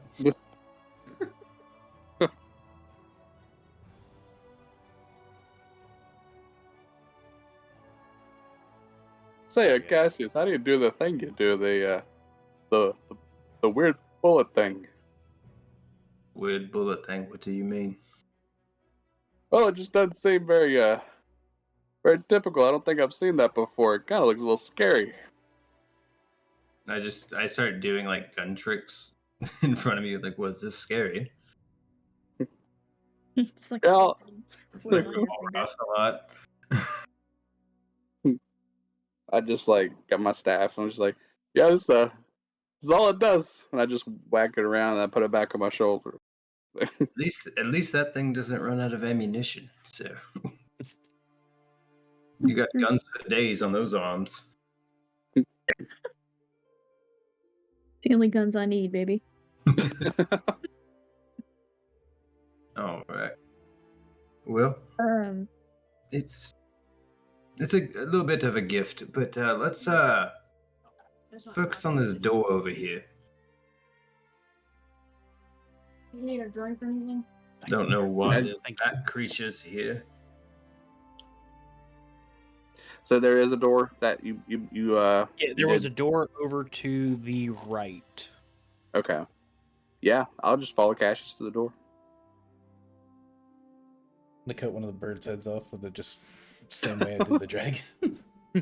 Well, there's already one cut for you. That's true. One of them's already severed. Oh yeah, that. I thought you'd like disintegrated. I cleaved its neck. Oh yeah, so or easy. Just kind of like lift it up by its beak and just kind of like put it over my shoulder. Can I do like an investigation or medicine or something to see what I can harvest from it? Yeah. Which one would you like me to do? It would be medicine or survival.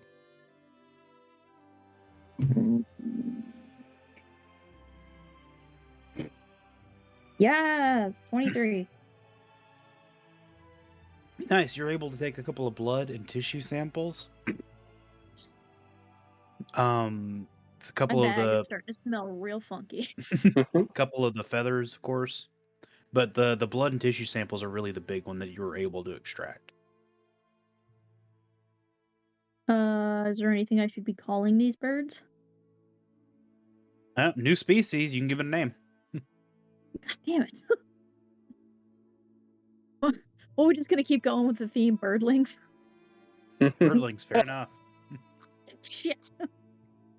So you said birdling, tissue, and what?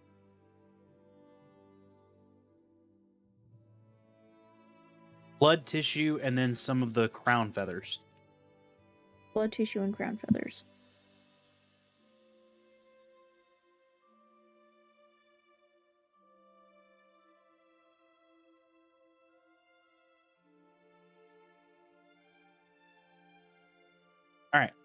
So the rest of you guys are over at that door. So it's a small wooden door. It's not ornate at all. It almost looks like the door to like a house, but it's just kind of just in the wall.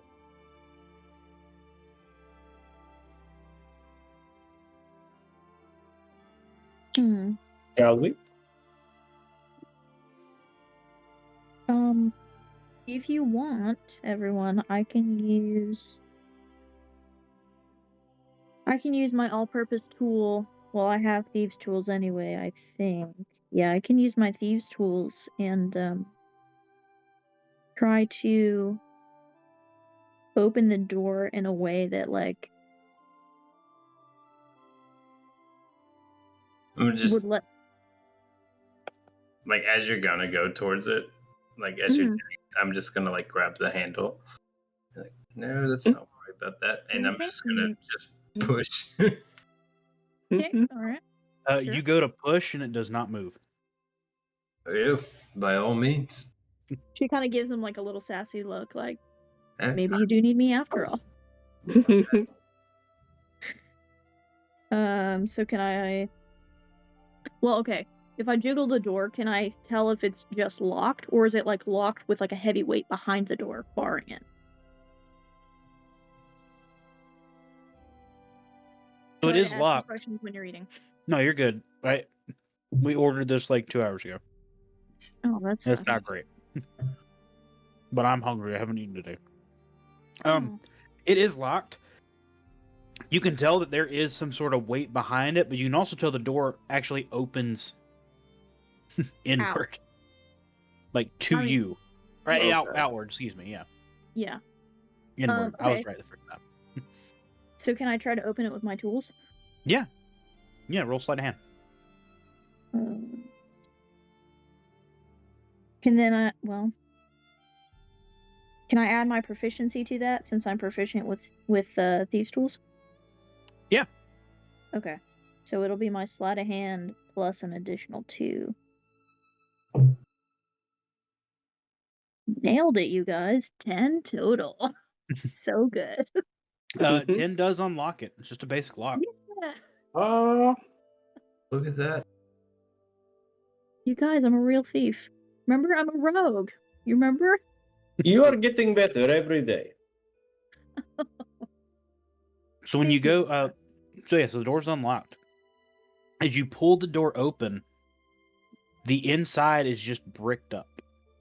Like it literally looks like there were bricks that were in place where there was where an opening would have been. And the bricks itself is actually a mosaic, and it looks like the bricks actually make a picture, and it looks like the face of an elf wearing a brown hat.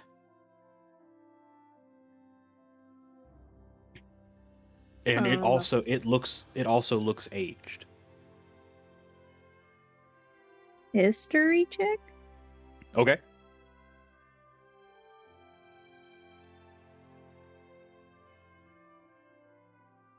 Well, You got nothing on that one.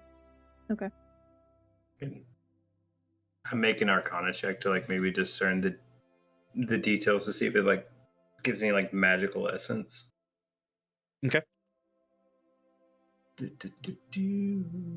No, I don't know shit. I'm not proficient in anything. Apparently. Yeah. All my proficiency rolls. Wait.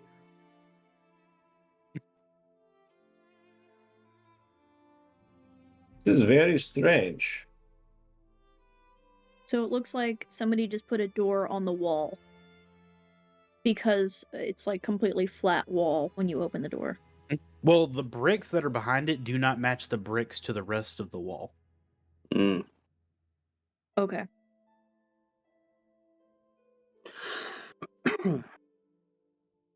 I'm gonna like look at him like that's odd, and I'm just gonna like tap like the face. Just be like, fuck is this? The elf's face? Do the Arcana check.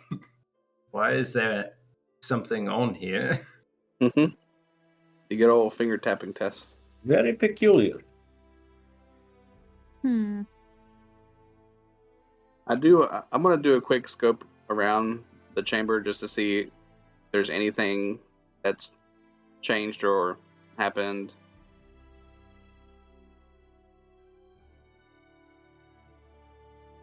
Roll me perception. Okay. The face that's on the brick, is it like painted there? Is it like a magic image that's there? Is it etched? Is it It looks like when they laid the bricks, they actually chose bricks of colors to make the picture. Oh, that's what you mean by mosaic. I got a 12. Okay. You don't really, after looking around, it's a really big room, so there's not really a lot that you see. Okay.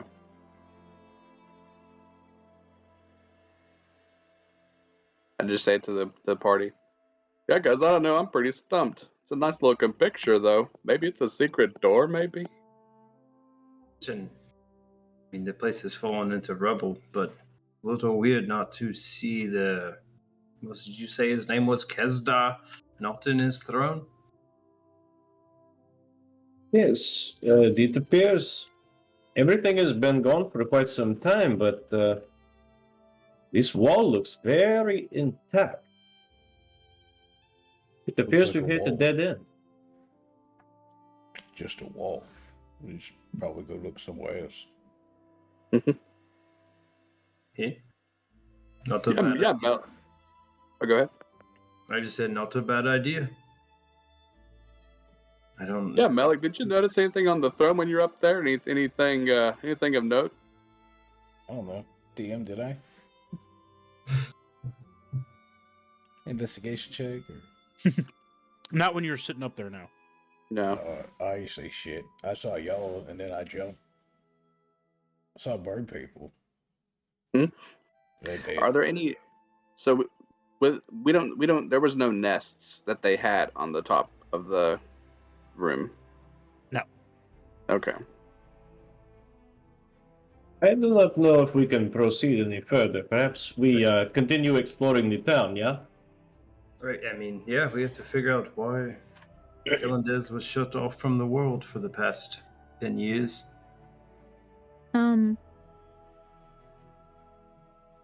I can try to identify this. We'll just to cast Identify on the wall just to see if there's any kind of enchantment in it. I mean, I could understand a wall being here to protect the king and keep him in, but the fact that there's a face on our side of the wall makes it seem like they were trying to keep whatever's on the other side of that wall in. Perhaps. Maybe these creatures were trying to protect them. We leaving or not? Yeah, I would like to investigate the town further. All right. Well, if we get out of Before we here, I gotta go- drain the main vein. I'm gonna go piss it. Before we You go- guys can go ahead. I can take a few minutes to try to identify the wall, and I can catch up with you later. I'm sure I'll hear you. The whole town's deserted. All right, we will not go too far, just in case. Okay. So I will ritual cast Identify on the wall.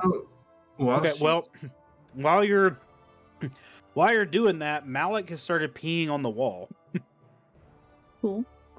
Could you move just a second, Malik? I'm gonna look for any. I Like, can't nooks and stop it. crannies. It's already going. Oh God! God. Don't talk to me while I'm pissed. Yeah. I backstab. Oh, God, he's almost got it on me. I had to go. I was waiting forever.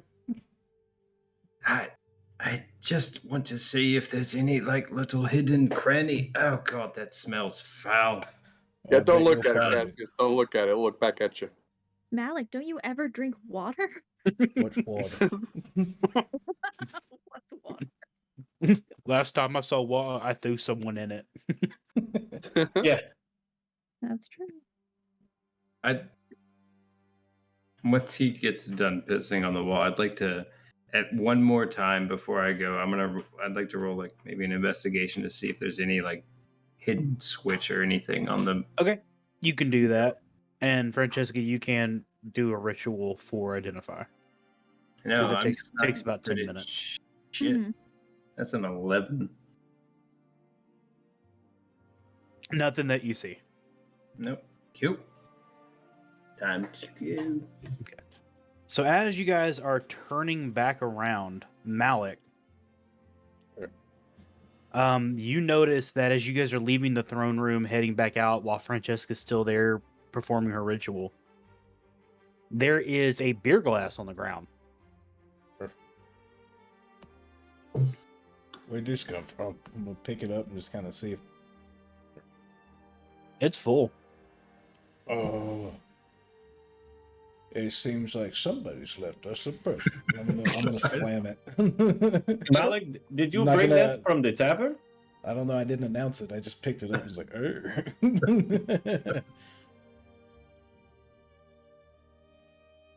Malik's just over here slamming alcohol. Yeah. What else is new? Very character of Malik to not question the liquid. Yep. Especially if it's alcohol. Did I finish it without any issue? Oh yeah, Oh, that was delicious. it was good. I really don't want to just walk around with the beer in one hand and the head in the other, so I'm just gonna huck it over my shoulder and just kind of clink, clink, clink. So as you guys walked in, Malik, you saw Malik just start drinking a glass and then just toss the glass. Malik, What? did you what was that? Was that something you brought from the tavern? This thing, and I kind of shimmy the beak of the bird. I'm like, no, this thing, I found it here. You were with me. No, no. I'm gonna point to the glass. Not the glass. Oh yeah, that was just sitting on the ground. It's free beer. Never turn down free beer. You did not stop to question where this may have come from. You never question free beer. What did I just say? Am I speaking? I pissed on the wall. I didn't think I was talking to it. Oh. Damn. I see where I stand here, and I'm just going to pass him by and continue walking out. Do you still have a clone or no? I don't know how long they last. It's probably gone now. Wow. It just lasts a minute, so it's gone. Okay, it's gone. Okay. Oh, okay.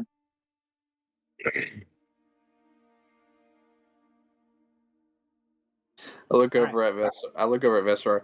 Maybe we'll get a free drink. Just appearing on our feet here in a little bit. I'm a little thirsty too. I would be a little more curious where my consumables came from. Oh, boo-hoo. Free beer. I'm just standing there like, Francesca, how long does this take? Well, I mean, I think this is verbal, somatic, and material, so I don't think she's paying much attention, like, during the ritual. She's just focused on what she's doing. So You'll find out how long it takes if you stay. yep, takes about 10 minutes, but we'll 10 get there. hours. 1 hour later. Yeah. Pull up my clock. 3 years later. So Vezrar and Dawnfang, as you guys leave and walk out, you notice that on the ground, just a little down the hill, not too far from the outside of the castle, there looks to be a paper airplane. Okay, I'll walk over and pick it up. As you get closer to it, the wind picks up a little bit and it just kind of flips up in the air and just starts sailing very slowly down the hill. And I notice this too. Yeah, you do. It's very Okay. obvious. There's nothing else moving in the town. This kind of is a Yeah, is it kind of like me, Vesper, and Malik kind of thing? We're kind of seeing the same shit. I'm trying to figure out how split the party is right now. well, you are just behind Dawnfang and Vezra, but you were heading with them. Okay. Cassius and Francesca are still in the throne room.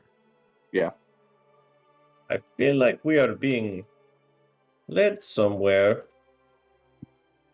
Just kind of nod at Vesper. Kind of Just keep- Magnificent. I think I don't trust this. Just keep your eyes peeled. I'm gonna lift And, the eyelids of the bird. I am just going to. I'll continue following it. Just keeping my eyes peeled for, anything. I'm like trying to actively perceive anything around me. Okay, yeah, that's fine. Every time it goes a little bit of a ways and just kind of hits the ground, as you guys get closer and closer to it, it pops back up again and just starts going down and down and down. And then you guys finally catch up to it. You are back in the center of the town. And it just is laying there on the ground. That's fucking Something disappointing. I'm going to. If it's stopped, I'm going to try to approach it and pick it up. Okay, you do. Well, you just stopped here. I'm. Can I make a perception check just in the general vicinity of the town square to see if anything is different now that we're here a second time? Yeah, sure. It is an 18. Okay. As you're looking around, all of you hear a very audible click, Mm. and then the tavern door opens just very slightly. There. The tavern. It is open again. Yeah, but it looks like it has. But Say, I look over at Malik and Mr. Magnificent, like, hey, don't you think maybe we should, maybe wait for that little ritual to finish up? I don't know, going in just the three of us. yes, I do not think we should anger the spirit inside, especially if it has changed its mind. It is probably best if we approach it as a full group. How I far knew I away? liked Pleasure. you. Hmm? I said I knew I liked you, Don Fang. What would you say, Mike? How far away would they be? They're up at the castle. They're not like overly far. It's Probably- just they're inside the throne room. Probably not Basically, just 120 feet. pacing, like looking at my watch, like what's going on. 120. I'd say probably. Oh, do you think they're within 120 feet? Uh, Because I say, like, I'd imagine a castle wouldn't be built directly onto the square. yeah, no, probably not 120 feet. Okay. I was thinking in yardage for some reason. Yeah, I'll take yards, man. All right, well, you want to go back and get him. I'll just stand here and wait. Okay. Hey, Mr. Magnificent, does the paper have a little message on it? Maybe if you open it up, it might say something. Yeah. I can check. I'll look at it. There's nothing written on it. No, it appears to just be regular paper. Here, and I'll pass it over to Don Fang. I will go get the others. Okay. Yeah, we'll wait here. I'll make my way back to the throne room. Can I hold it up? Can I hold it up to the sun? The paper. Yeah, you can do that. When you hold it up to the sun, you look in it directly, and you see that nothing has changed. Oh, my eyes. While he's doing that, I'm be like, all right. I'm going to walk over to the bar and stick the bird head in first. Just kind of like push it open a little bit, peek in with the bird head. Like, caw, caw, caw. Hello, I'm just a birdie, don't mind me. Anyone in here? I just start laughing. I'm like, oh, wait, no, Malik, no.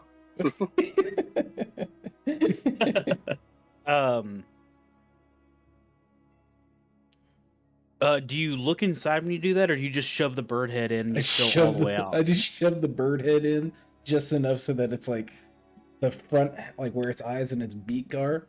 I'm just holding it by the back of its like neck, and I'm like, Okay.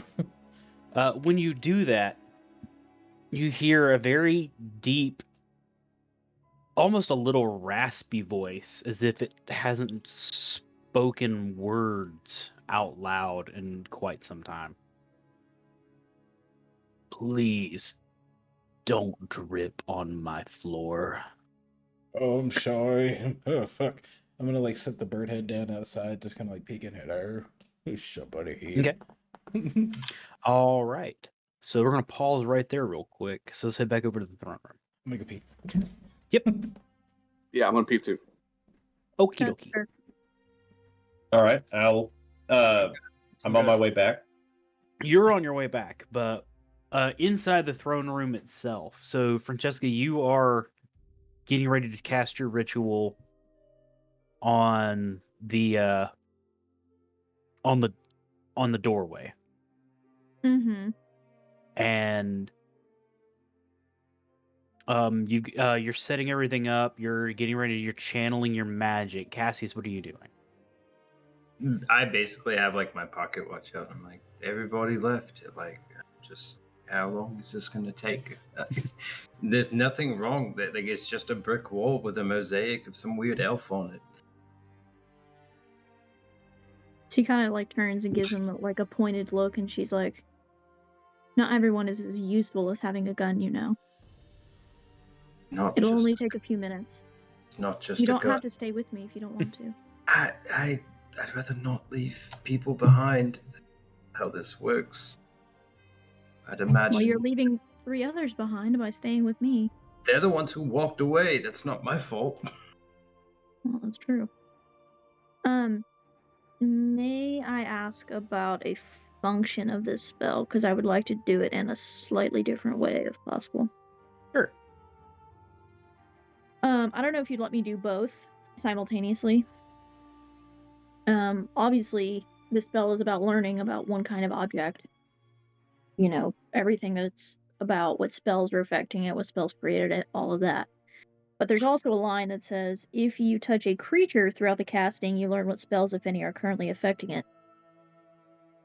May I, and if you want to do like a sleight of hand or whatever, that's fine. May I like toss, like kind of secretly toss a vial of whatever I need for my spell away from me, and then like reach over and touch Cassius during the spell, like just kind of like brush against his wrist with my fingers and say, "Would you be dear and grab that vial for me?" It just rolled away out of my bag. You just insult me, and then you want me to fetch a vial. Oh, all right. Yeah, I you didn't can insult you. totally do that. It's just a gun. It's just a gun. Apparently, you hear that as he's like walking towards the I wall. didn't say it was just a gun. I was saying you're more useful with a gun than I am. He's like talking to himself. It's just a gun. You hear that? It's just a gun. You know, no big deal. So That's- yeah, Yes. so you can definitely do that. So the moment you brush against Cassius, Mm-hmm. you feel almost like this malevolence that is just burning through, like this malevolent magic, dark magic is just from that one little touch. You feel that it's actually pulsating through his veins. It's Oh. not like most of the casters where, like, you know, most magic users, you know, they're either they're pulling it in and using it, or it's through enchantments and everything.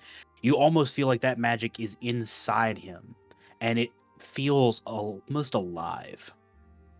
And when you did that, it all reached back and touched you, just on an arcane standpoint. Cassius did not react in any way. It didn't look even Cassius noticed what you were doing. Right. He was really kind of more of a, oh, go get the vial. It's just a gun. I'll go get it. And just not paying attention. But for you, it did feel like that magic as you went to just go try to identify it. It's just this dark. It was very dark magic, but it almost felt alive and was reaching back at you at the same time. So are there any spells affecting him that I would know of? Or is it just this kind of magical energy that's unidentifiable to me? It is unidentifiable to you. It is nothing that you've felt before. But there's no actual spells on him at the moment. Cool. When he comes back, he's like kind of blinking, like a little confused, but then like quickly tries to fix her face when he turns around to come back and hand her the vial. And with her palm up, because I imagine she's like kneeling in front of the wall to try to like, you know, touch it and whatever. Yeah. She's like with her palm up for the vial, she says, "I didn't just mean to insult your gun, by the way. I mean, It's fine. It's fine. You know. not everyone is." Oh, never mind. I've never been very good with words. Thank you. And she'll go on identifying the wall. It's like walk past him. It's just a gun. You know. I just it's Oh my no God. big deal. I did say it was just Walking around the throne room. And you know what? And the funny thing is, like, he's pissed about how long this is gonna take, but like, the more he bickers about it, the longer the spell's gonna take. 'cause she can't Everybody's focus gone. on it. Everybody's gone. Just sitting You in an won't empty throne room. So, at about this point, Vezrar will probably walk up. Okay. So as you enter the throne room, Francesca's kneeling in front of this wall. She's got like her little toolkit out and like her ritual like work ready to go. She's getting prepared for it. Cassius is just like about 10, 15 feet behind her, just pacing kind of back and forth, mumbling to himself. Pissy. Just pissy. I'm gonna walk back Little in. broody. I'm gonna walk back in and just kind of announce, "How are we looking?" Oh, it's just a gun, and I toss it at him. Uh, She's like rubbing her temples. She's like, I cannot focus with all this noise. my apologies. Cassius, I was not asking about the gun. I was asking about the wall. Well, did you catch it? I would have just tried to dodge out of the way. Okay. If that thing So hits the he's- ground, it might break. He tossed his gun at you, and you just, don't like that. So the gun just slides across the floor. Oh fuck. I'll go over to get it, I guess. Whoa, Cassius, sorry, I did not know what you were doing. And as you bent down to pick it up, Oh it no. flashes back into my hand. It's just a gun, and I keep walking out the door. Oh, I believe you. It just But- as you like grabbing it, it disappears. Oh. Oh. Francesca, like, she looks annoyed and she looks over at Vistar and she's like, don't mind him. He took something I said completely out of context. Okay. How much longer do we have? We discovered something pretty interesting that back in the town square. Oh. The tavern. You remember we tried to open it up back on the way here, and it was locked. Mm-hmm. When we went back, there was this piece of paper folded kind of like this, and it led us back to the town square. And we looked to the tavern, and the door opened. A piece of paper led you to the town square? Yes. How? Do not ask me. It is as Did it strange walk- as the. Huh? Did it walk you there? No, it floated. Oh. And so I come back to get you and Cassius, because if we are to face these presents that we came across before, I would rather have everyone. Well, I appreciate it, but knowing Malik, he's already stormed the place and probably gotten into a fist fight with a ghost for all we know. You should be with him. It's only Hey! 2 minutes, Visrar. I Is- appreciate it, but Is why I try to come back and get everyone. I appreciate it. If you'll give me a few more minutes, then I can have this done. It probably won't even teach me anything valuable, but I just wanted to know. All right. Well, I will go back and make sure Malik is not breaking anything. A full-time job, I'm sure. And I'll start making my way back to the tavern. As you turn around, and as you are focusing on him getting ready to go back to your ritual, you guys start hearing a clacking sound coming from the wall. And as you look back, where that opening, where the wall was, where the walled up is, the bricks start turning one by one. Harry These little Potter style. clacking sounds. And just slowly they just start turning and turning and turning, and it opens. And a figure walks out. And we're gonna stop right there and we're gonna go back to Malik. Okay. Malik, Yes, sir. what you do, buddy? He told you to please stop dripping on his floor. So you tossed the bird head out. I didn't toss it easy there. That's It's like my little trophy thing. And so I put the head down next to the doorway, and I'm like, oh shit, oh, fuck, stay, don't move. And he's gonna like peek the door open. Sorry about that. Don't think I got anything on your floor. Good catch, though. So when you open the bar, the first time you guys saw this, it looked like it had been deserted and just it was dirty and dusty. And of course, after the incident where like tables and chairs had been falling over, now the bar looks clean. It does not look very bright and lively, but it looks like somebody who found that bar and took really hard to try to clean it up, but still hasn't had actually any business. Like someone used the last of their strength to just try to clean up what's visible there.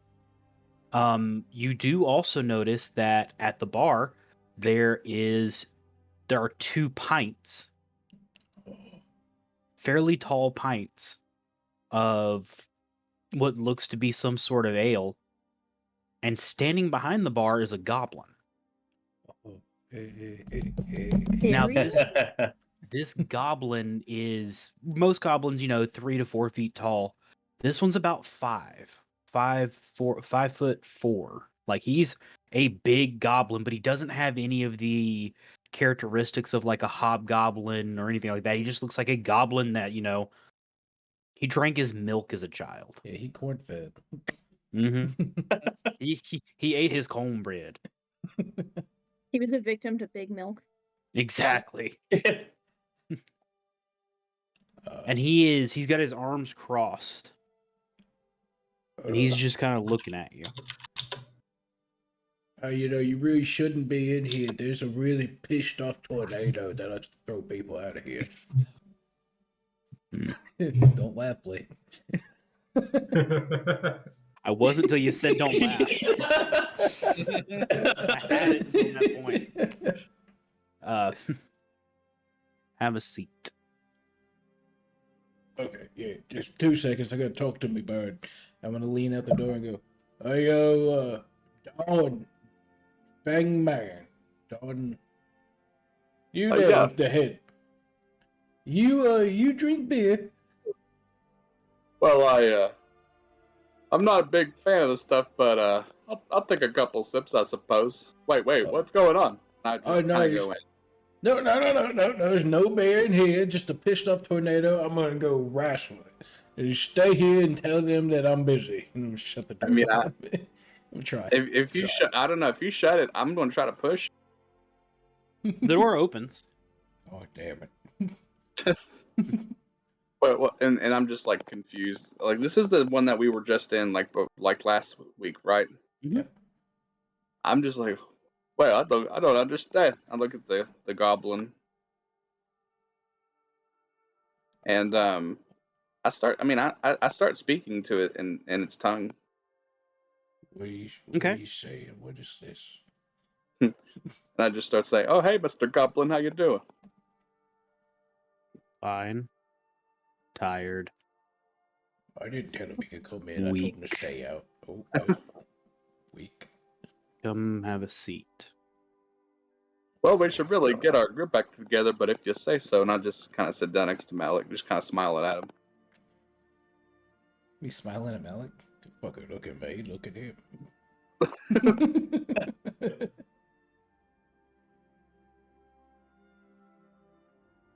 So the goblin pushes the 2 pints of beer towards Malik, and then reaches under the table, makes a glass of something, and then puts it in front of Dawn Fang. It's just looks like just kind of more of like a drinking glass. It's a clear liquid, but it almost looks fizzy and frothy. And then there is just a little cherry garnish on top. Well, that's very kind of you. Thank you. I just kind of like, just kind of look at it.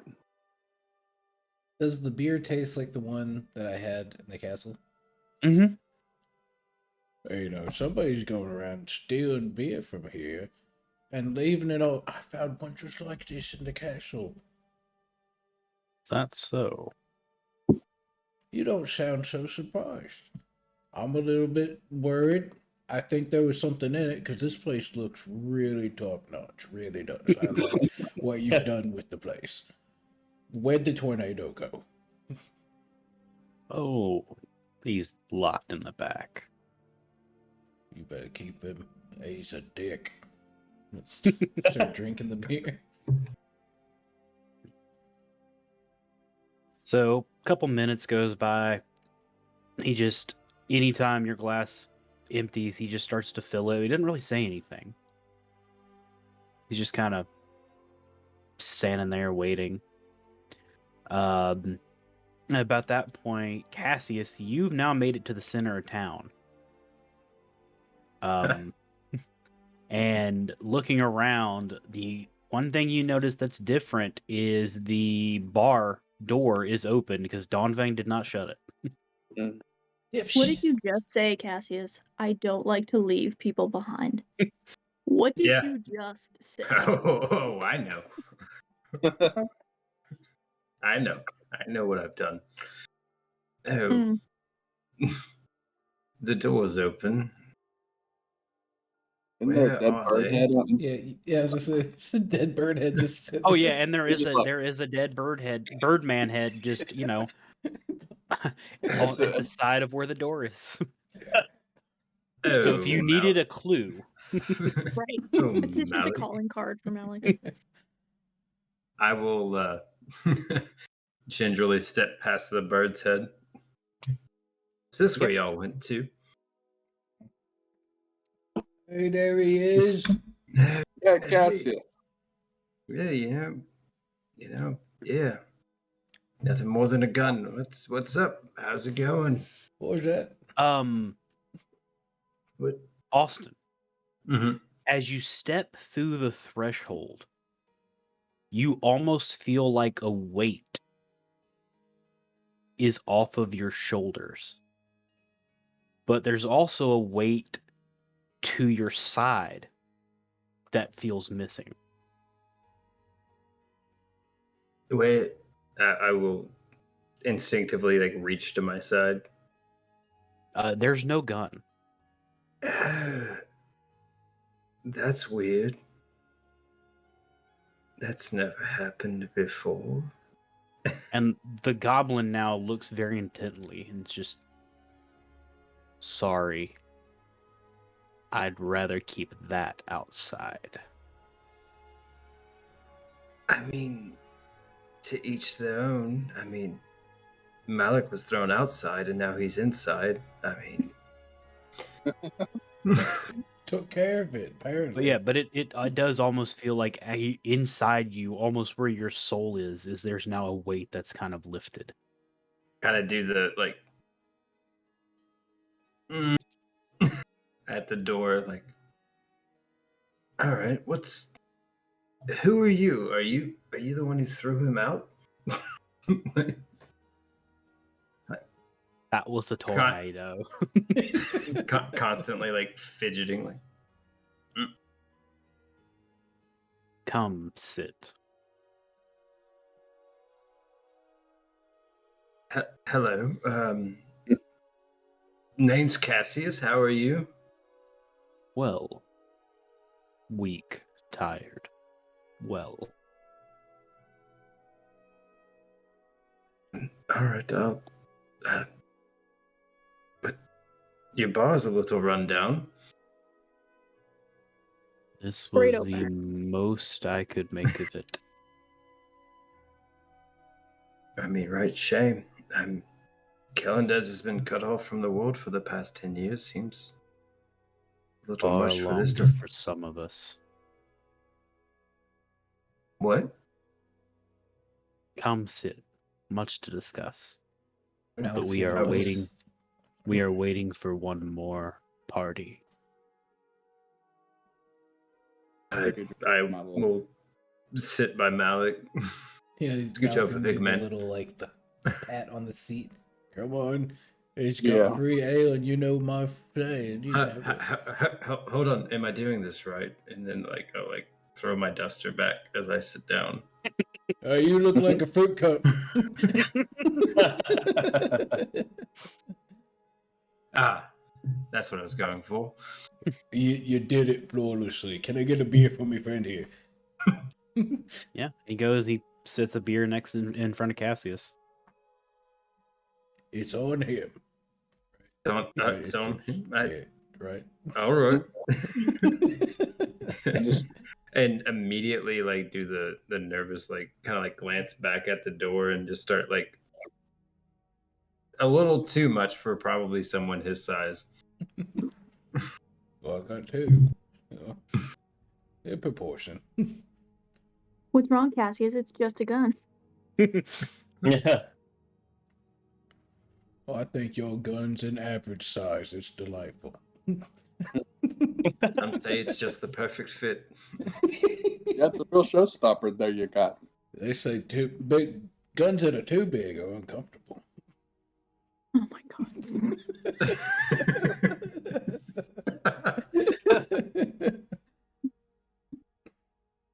All right, I was about to make that so much worse.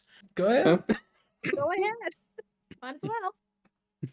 Well, they say the smaller guns are you can be a little more rough with because they don't do as much damage, but the bigger ones have so much more of the gun show positions that they can actually but- achieve. But sometimes when you try to slot the bullet in, the chamber's a little tighter than it should be. Oh goodness, Bill, you've become quite the linguist in your old age. So we're gonna pause here with you guys and head back over to the other group. Okay. So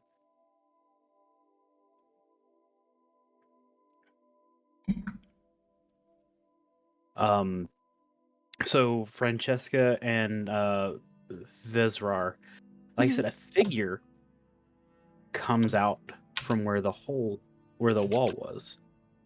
He stands about 5'9". It is an elf. Extremely white hair that's very short and kind of cropped up. Wearing almost a white tunic with a red sash. On both of his wrists, there what look to be like gold bracers, and he's wearing no shoes.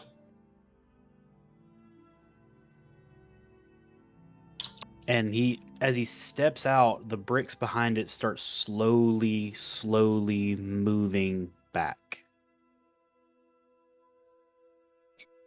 And he Well, I was- just... Oh, go ahead. I was just kneeling right in front of the doorway, so I imagine that if I had seen the bricks start and open and someone coming, you probably would have gotten back up to her feet and backed up to Yeah. be right next to Visrar, holy shit. It actually worked. I knew it would work. Yeah, exactly. I knew Yeah. there would be something useful here.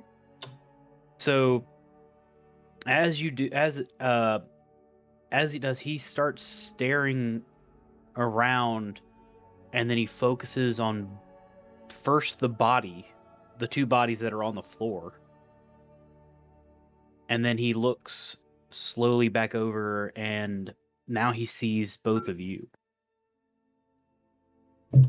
Who goes there? I think I can ask the same question. Who are you, and why are you in here? My name is Visrar. I come from very far away, and we were sent here on mission to figure out what happened to Kellendes.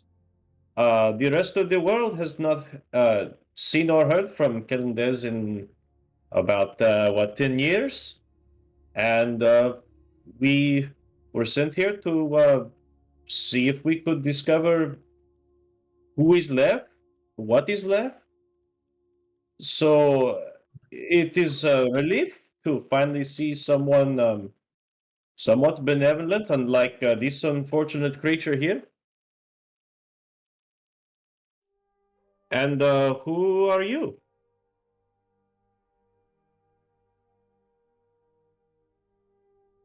He starts stretching a little bit. Don't like that.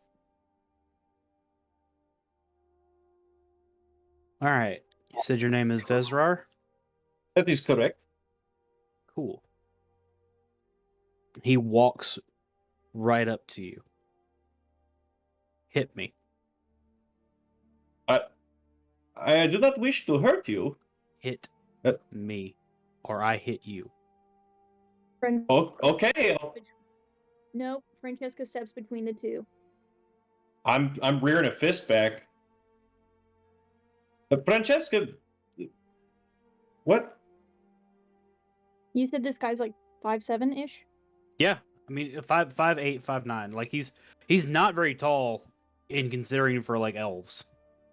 Okay, so he's only like a few inches taller than Francesca. Yeah, but so he's built.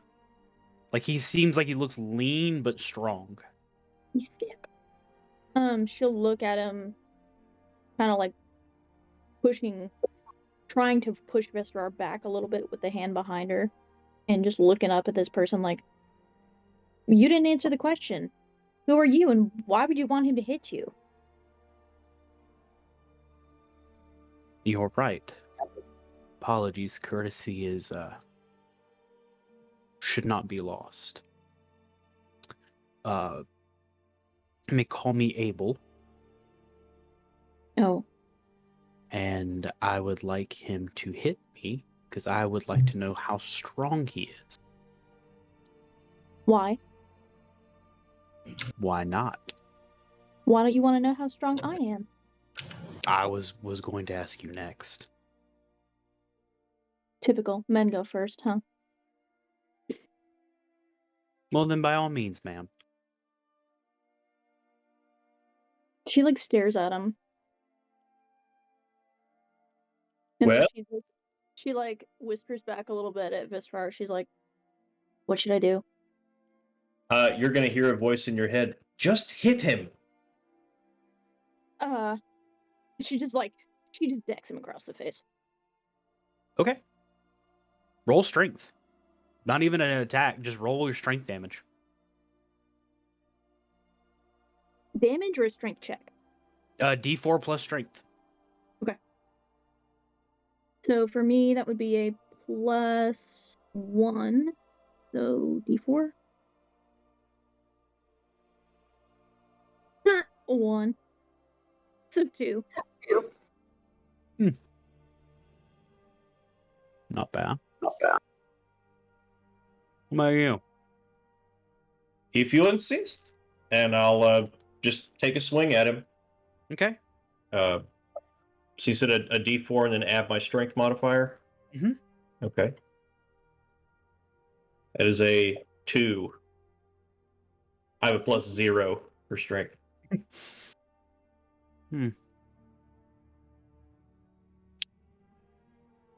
Could be worse.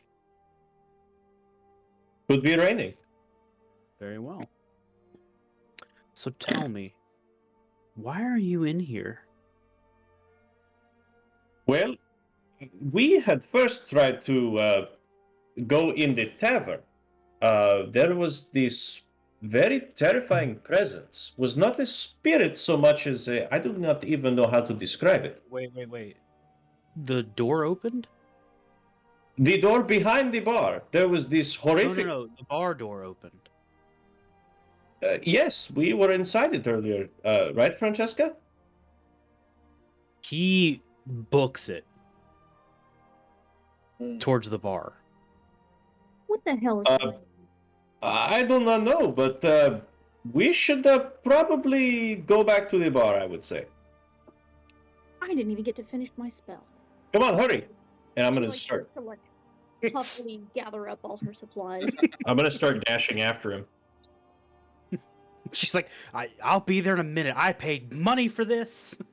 I spent 10 minutes that people gave me shit for a We got a spell lot that I didn't of even get to finish. Wink. Multiple people? Yeah, Visrar One was person. like, how long is this gonna take? And Cassius is looking at his watch. Y'all a bunch of assholes. For real. I'm your I'm just asshole. trying to be useful. I'm just drinking a beer. Drinking beers. Beers. Yeah. $15, little man. So back to the bar. The goblin hasn't said a lot. He just every time your glass is empty, he just fills it up. But he keeps looking at the door like he's waiting. Waiting on someone. Sorry, Mel. No, never No, question free my- beer. I do apologize. Continue drinking. How's your beer, Malik? It's delicious and constantly fresh, and I love the taste. It's a lot better than what was in here with that tornado fuck.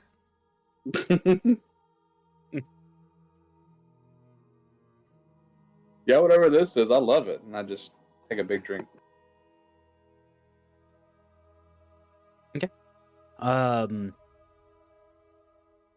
After a little bit of time, the front door, which was already kind of open, is flown completely open. And the three of you see this elf walk in. And it's the same one that they saw there. And he looks like he could have been out of breath, but he just takes this deep inhale and just for a moment breathes out and just is perfectly calm again. And he Who the fuck looks, are of you? course, at all of you. And then his eyes settle on the goblin.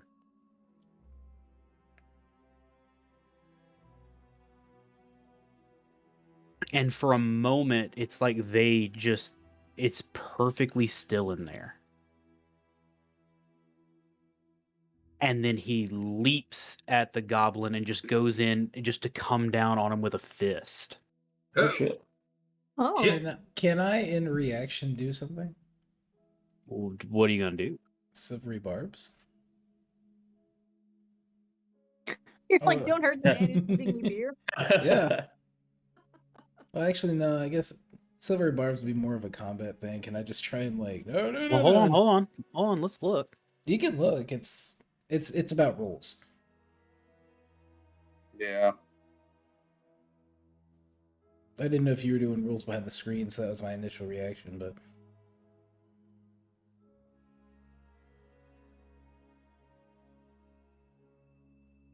So let's do this then. okay. So as he's going in to do this hit,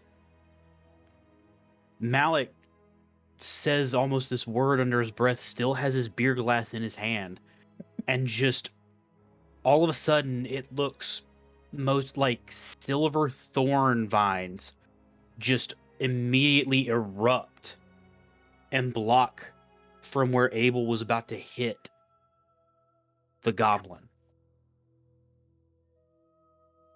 And he just stops right in front of it. Damn. Could you not hurt the person serving out the ale? You could take a seat next to me, horny friend here. And Hey, now. what? I mean, Tell me I'm fair. Am I wrong? My horny friend. Mm-hmm. It's like the. Am I wrong? Would we be walking in about this point? Yes. So as you guys walk in, you just see that this elf has leaped over the counter and has his fist about this close to the goblin, and the only thing that stopped him from getting there was these silvery barbs of thorns that just kind of went from the ground up and just kind of blocked its path. Okay, so What is going on here?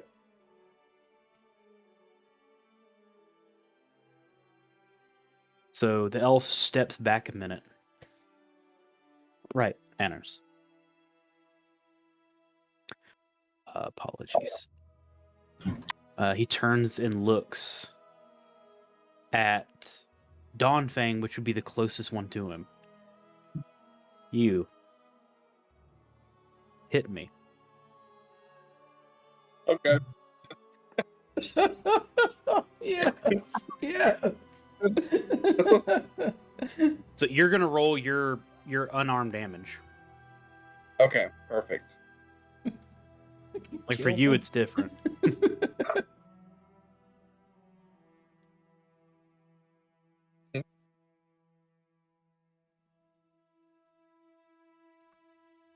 So 7. Okay. So you crack him pretty good in the jaw.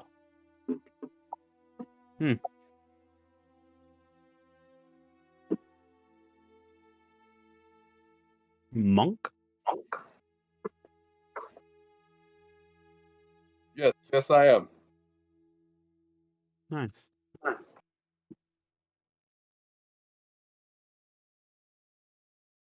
And I mean, I just look over at Malik and Cassius. I'm like, yeah, look like I'm good.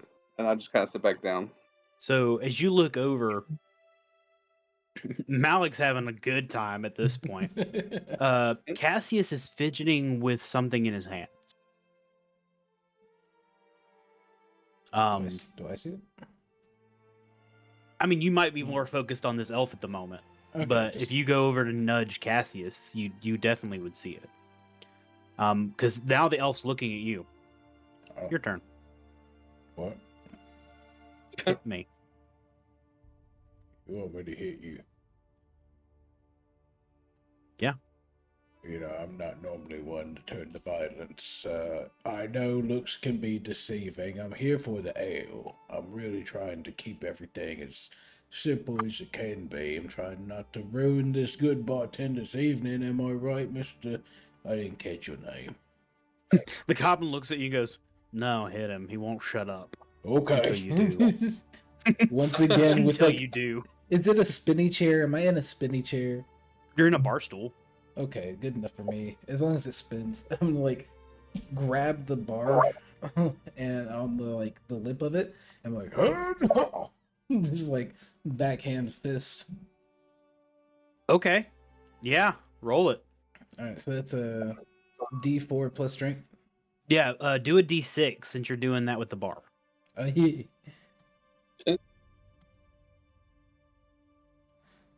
That's a 3 plus 5, so 8.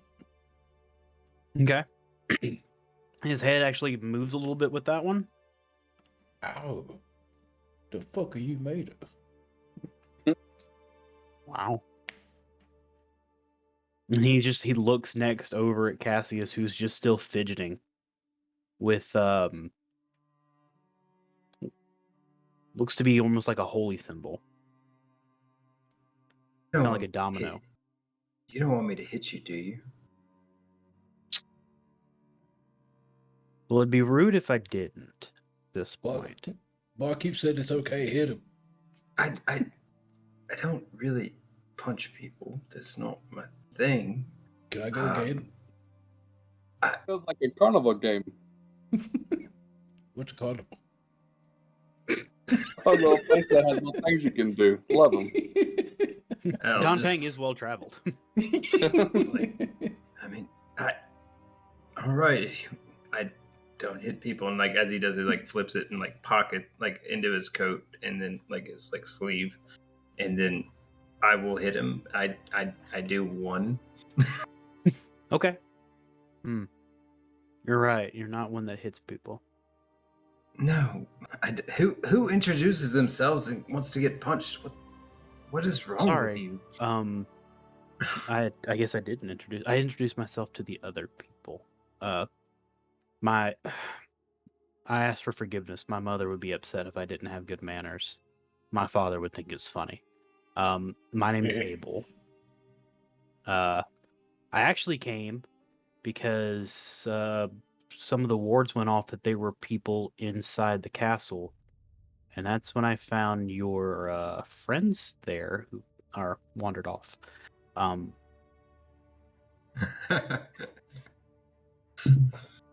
It's all right. They do it a lot.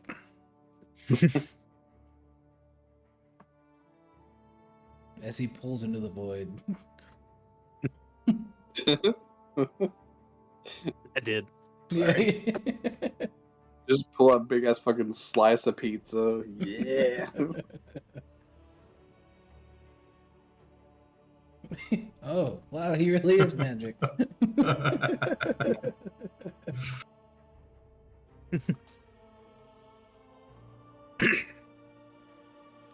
Um,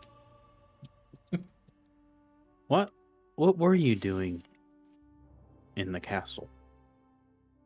And why is Bill here? Who? At this point, the goblin like sighs heavily.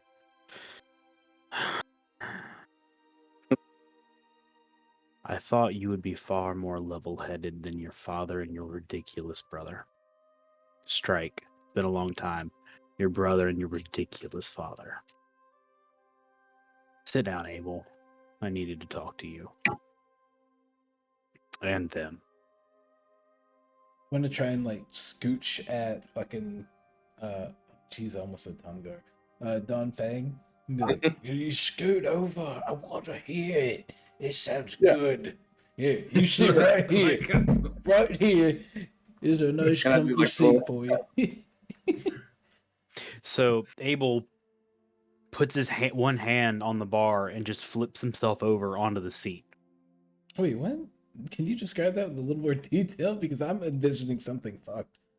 I envision like So- like the one handstand to like sit. So yeah, so he puts one hand down and then literally uses that to pick himself almost perpendicular, and then he comes back down and lands on the seat.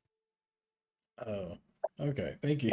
What were you thinking? I was thinking he put one hand down, and for some reason he does a flip onto the seat.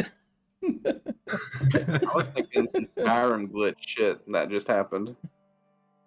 He's walking in place for a second. Yeah. And he does like a little spin, then he sits down. He's like, "Oh, good, you're awake." He sits down. He sits down in front of nothing, and then just immediately like boom into place. We caught you trying to cross the border.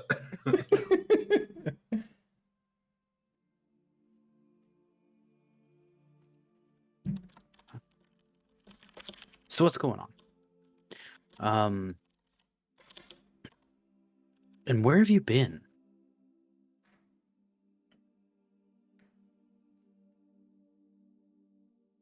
Doing like the Jesse meme from Breaking Bad, like the drink.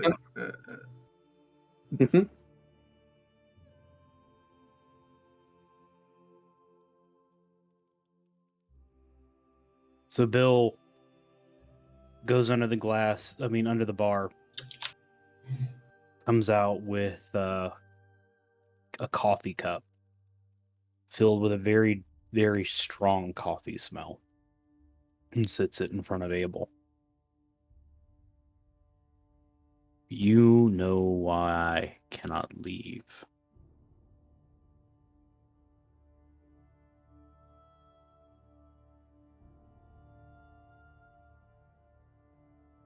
I am bound to this place because of the accord between your grandfather and I. And without people coming in and out, my magic is very limited. This around you is about all I can do at the moment. But I wanted to catch you your next pass through, and I needed to talk to these adventurers here.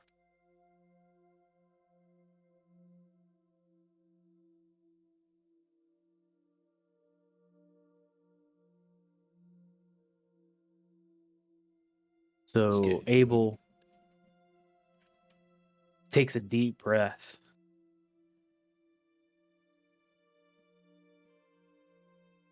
and says, "And you can't help me because you've helped me once, and that's the rule."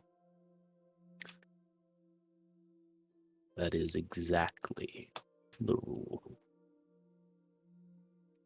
But you can help them for free.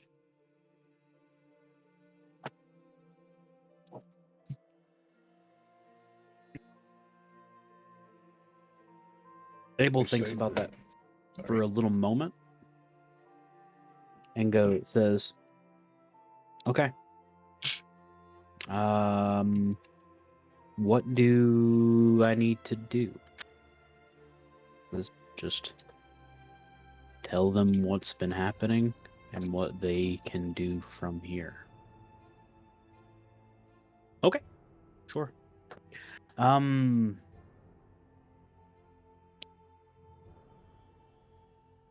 I kind of need them for this part.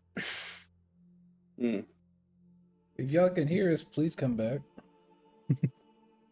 Where'd you go? I missed you so. So, If 10 million fireflies. You would not believe your eyes. You would not believe your eyes. You would not believe your With your eyes. I'm waking up. I'm waking up. Waking up. Coming out of my It- cage. I'm coming out of my cage. I'm coming out of my cage now. Coming out my cage now. and I'm doing all right now. Second on I'm Chilla doing Dog. just- And I've been doing just fine, and I've been doing just fine. They don't stop coming, and they don't stop coming. Don't stop coming, and they don't stop coming. They don't Someone stop giving the best, the best, the best, the best.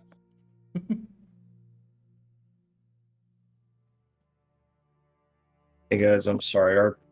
Our cat is freaking out, and we're not sure what's wrong. She's not doing great at the moment. Sorry to hear that.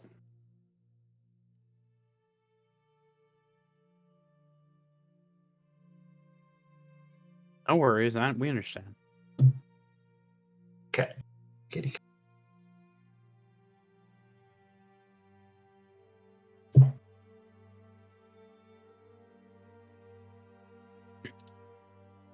All right, so Abel spins around in a seat and looks at the group. And while he does that, Bill sets two more comes around the bar to one of the tables and sets down a wine glass and a glass of red tea, and pulls the chairs out for Vezrar and Francesca to sit. Well, thank you.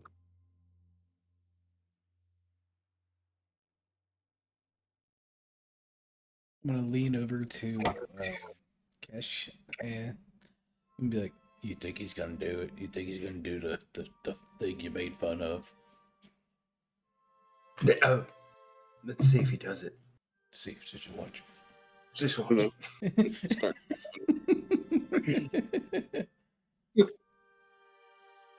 So Abel looks at kind of all of you. I guess the first question I have to ask is why you were here in the first place. You said someone sent you to find Kellandez? That is correct.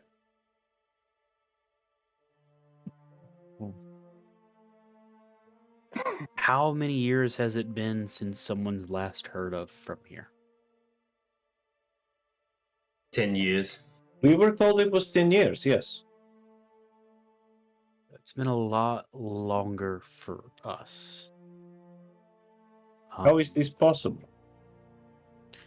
So, how many of you have heard of the Raven Queen? I assume I would have. You've heard of her as like a fairy tale, and more importantly, kind of like the boogeyman. Yeah. Like Would in you- every like little children's tale of like the monster under the bed or in the closet, or like the evil witch that hides them away. That's what she sounds like in those tales for you. Would you prefer I like roll a history on this just because of my background. Yeah, you can. It's got like when you attempt to learn or recall a piece of lore. Yeah. Don't fuck me. Nah, I've it's heard still sh- below 10. 12. Okay. Go ahead, Mike. Oh, I've heard songs of her. She doesn't sound like a nice woman, but you know, I thought it was just kind of part of the act. And Austin with a 12, what little bit you remember from like your parents and like your brother and sister talking about them, she was a god a long time ago, and she kind of went to the realm of what dead gods would be, where no one really followed her anymore. You weren't sure why. There's not a lot of texts of what happened to her. It was just more of she wasn't worshipped anymore because something where just history almost forgot about her.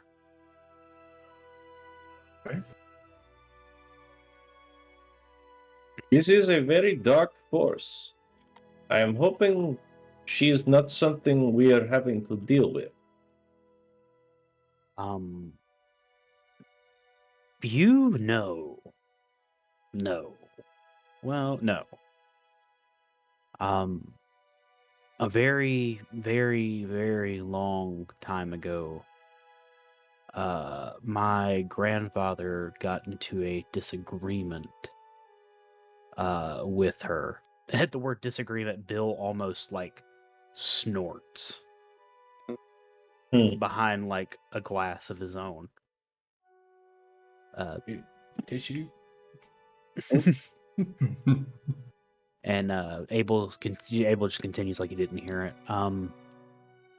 And she was locked away for a long time.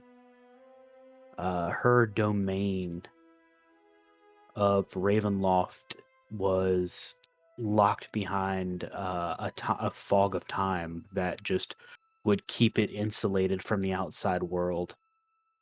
And throughout history, it's kind of ebbed and flowed and thickened and lessened, and people were able to come and go. But something happened about 10 years ago, and the fog that was on Ravenloft lifted.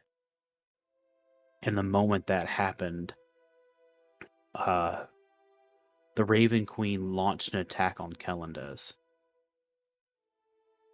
The only way we could protect the people there is to separate this Kellendes from the one where everyone else was living. So this one here is the Kellendes from a different time that she's been attacking. And the actual Kellendes where everyone else is at is locked away basically in a separate dimension to protect it.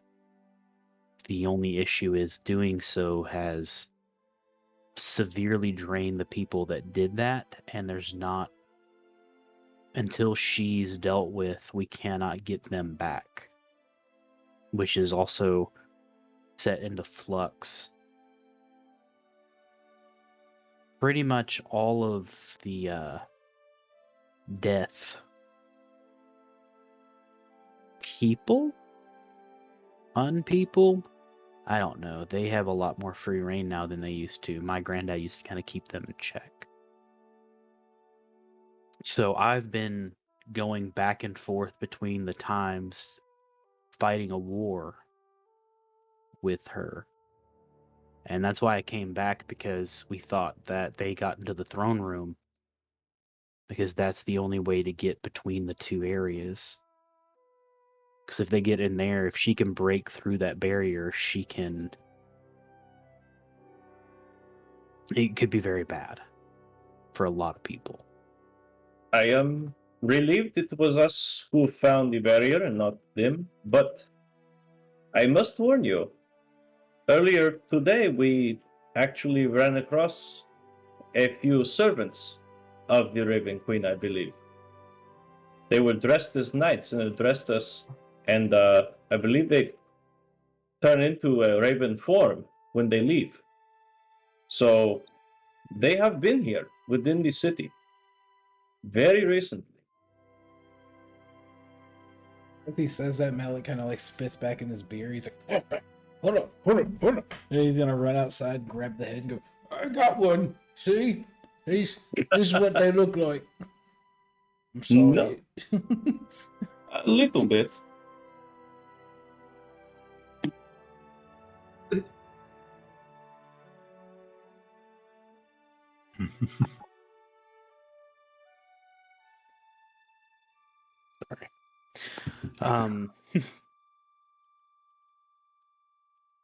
Bill looks at you.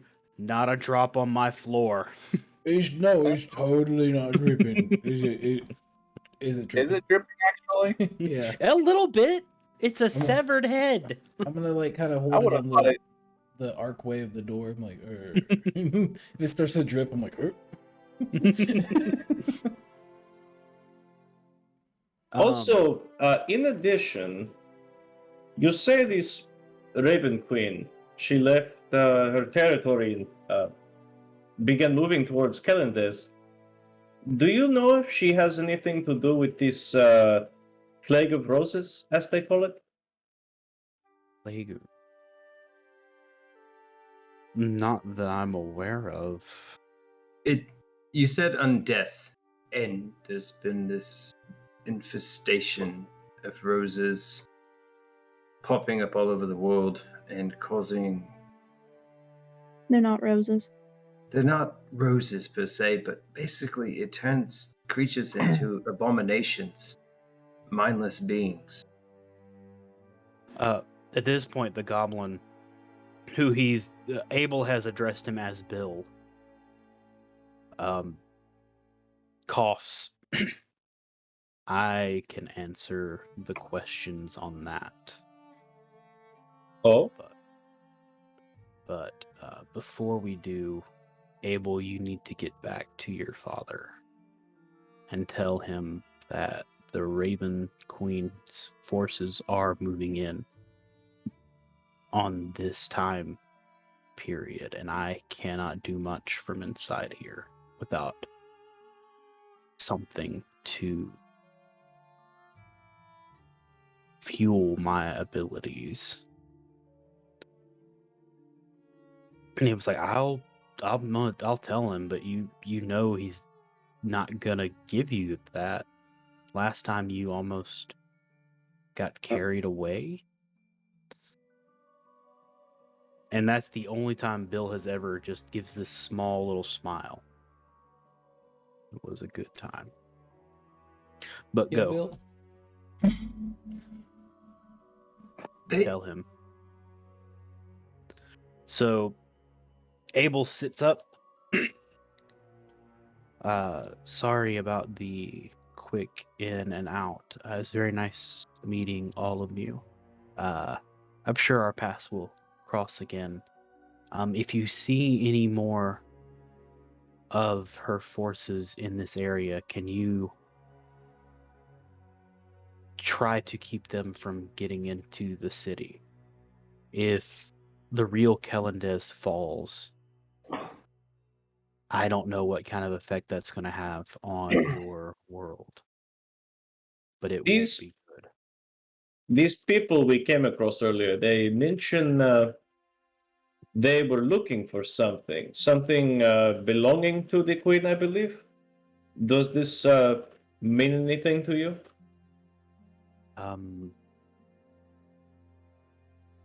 Not that I'm aware of, but I don't know. I could ask. Just a fair warning. I don't really know this whole power dynamic thing with Bill or whatnot, but we did make a brief mention of us entering this bar, and they were very confused about the door opening.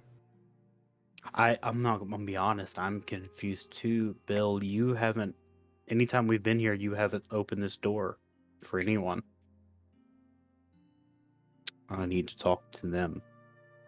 That's why they're here. Now go. I'm done. I'm tired. Tell your dad. Give me back my crystal.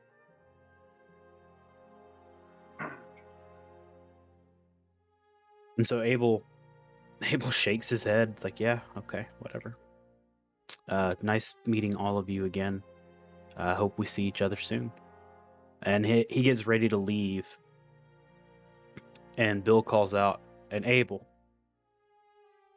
tell Mintok I want it now. And just the force of the word now reverberated the wood inside the bar. And Abel actually goes a little pale. Yeah, okay. Yeah, I'll tell him. And as he walks out, the door just shuts behind him. I was in the doorway. Oh, well, he pushes you to the side as he leaves. I was gonna hand him. I was gonna do stuff, but okay. Okay, what are you gonna do? Sorry. I was gonna Go try ahead. and hand Abel the bird head. Like, here Okay. you go. Is you know, Thought you He- might we're need this. trying. he takes it. He's like, I don't understand. And he just looks back at you like kind of confused, and the door shuts on him while you're inside. And he's just left outside holding this bird head. Just I don't. Okay.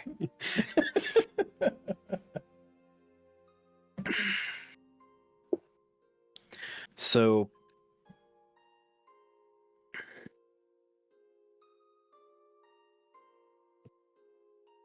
Bill almost like as it all slows down, looking back at him, he almost looks weaker for just even doing that much.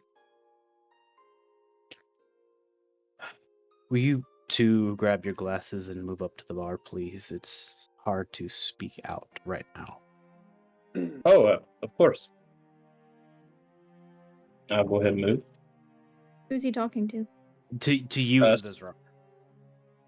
Oh, he basically wants us to join everyone else, or Yeah, up here in front of the bar instead of at the table. okay. No, go back to my seat as well. I'm gonna see him like I'm gonna- he's sorry. I'm gonna do the same thing you did to me. Right here. Here you go. Big seat. Oh, here's my seat. Do you need a hand? Do you need help? I can help. No, I'm good. Can I have some more beer then? Yes, you can.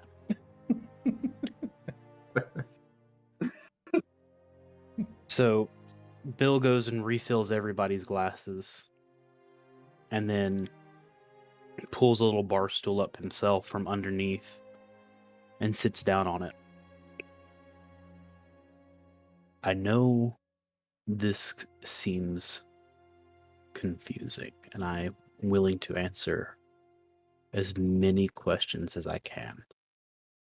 But I need all of you to know that right now, this world is going to have to rely on you, or this plague is not going to stop. About 20 years ago, a primordial deity died is not, I guess, the right word for them, but went back into entropy. But he left a scar. And that scar is this flower.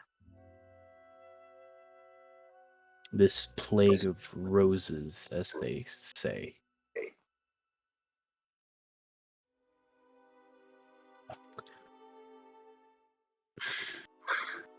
Would I know anything about the primordial being, since I'm primordial? Not this one. Because when I say primordial, he doesn't mean like of the primordials. He means ancient. Oh, you mean like? Oh, Yeah, he means like beginning of the universe type thing.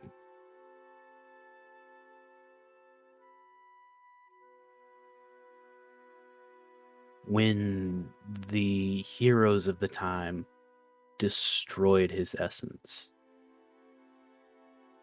they set unwillingly knowing into motion the chain of events that have led to where we are. The blood of that being seeped into the soil, and from that, these plants sprout. They are not dead or alive. They are more like a parasite that seep and just suck the life out of everything around it. And if they can latch onto something that once had housed a soul, they can pretty much control and contort and turn it into something to help spread itself. Much like all parasites, their only goal is to feed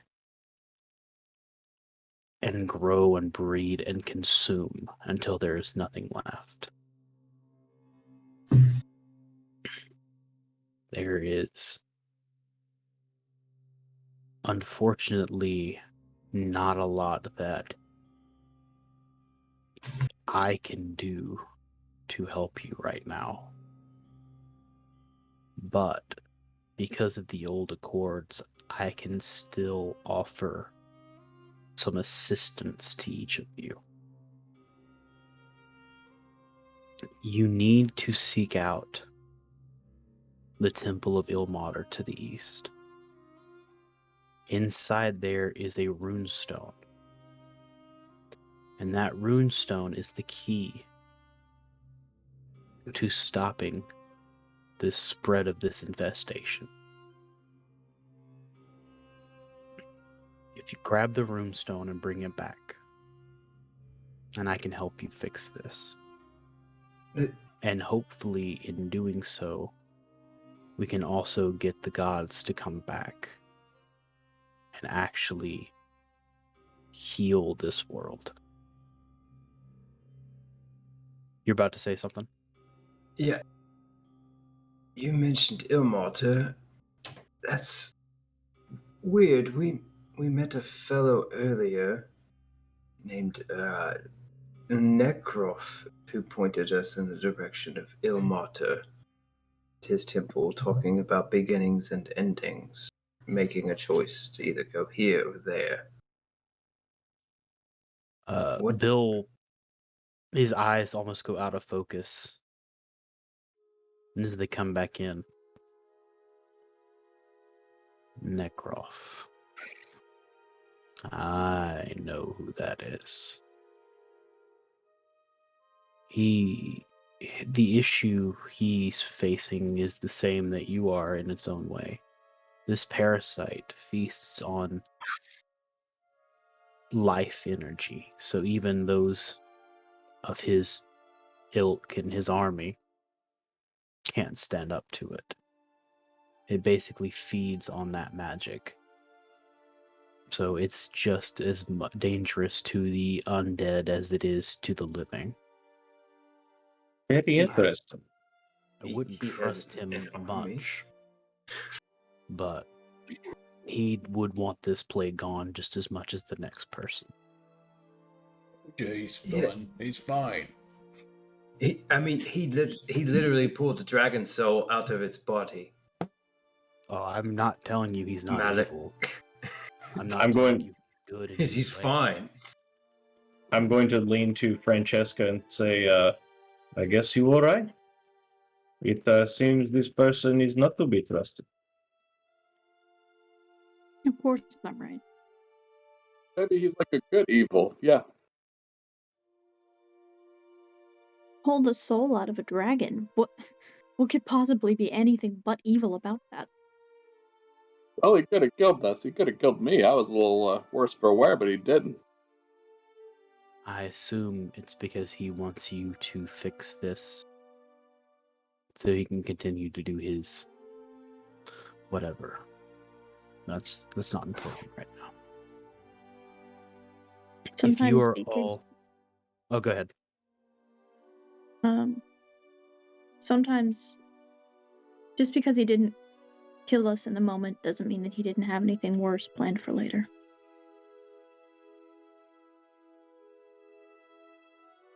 And he probably has something worse planned for later. But retrieve the runestone and bring it back here. And I will be able to work what little I can left on it to help you start setting this wrong to right. Why should we trust you? Because otherwise, you have no hope of winning. I'm about as neutral a party as there is an existence on this plane. But even I have the need to live. And this plague will take us all.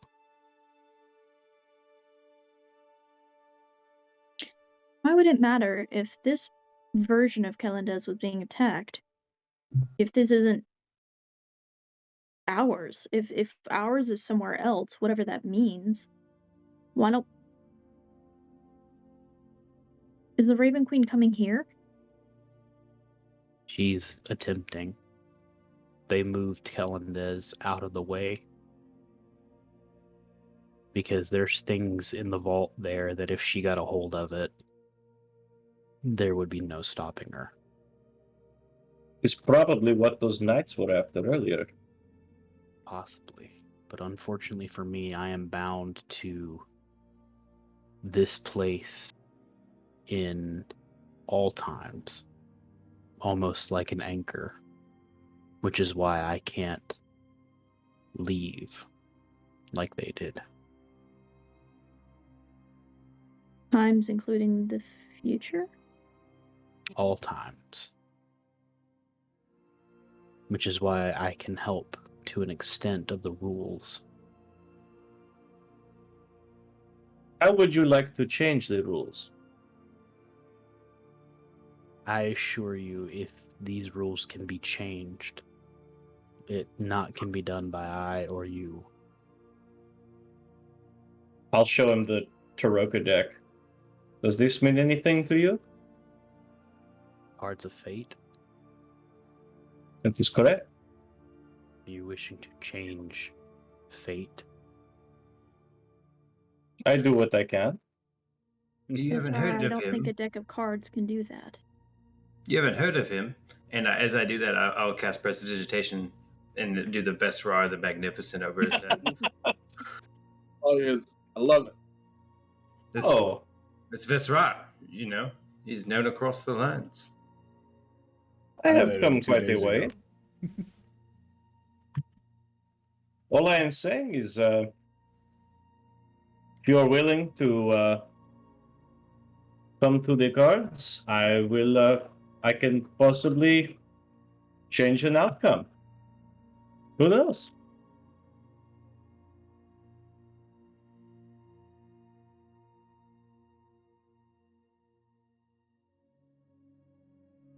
What is this rune anyway?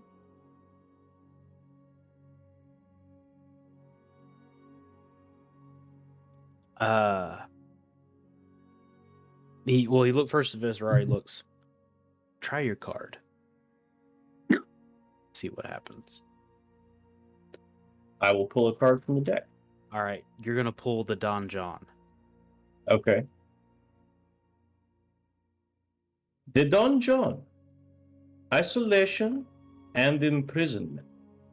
Being so conservative in thinking as to be a prisoner of one's own beliefs. Does this card reflect your nature? That card reflects my existence. And my continued existence. And to answer your question, ma'am, that rune is more of a script that was written in such a lettering that it looks in the shape of one rune, but it was written a very long time ago by a god of that time. And using that rune, there is a way to change the outcome of one point in time. No paradox, no anything. It was given to Ilmater to take care of, because he would be the one deity that wouldn't use it, whether or not thinking he would be doing it for good or for ill, but to just not change time. But it is, at this point, the only way we're going to fix this.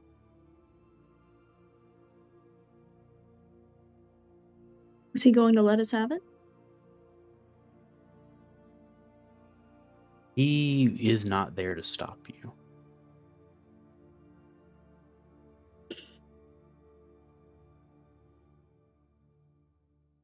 And that probably means someone else is after it too. That is a possibility, which is why I would ask you to make haste. Right now, the only ones that would be able to stop this are all of you. Fate has bound you all together in a way that I cannot even foresee. But I can see that you can do this. And in doing so, all of you can be redeemed for your pasts. Each and every one of you has had something happen. I see it. And each of you, through this, in one way or another, that past can be changed.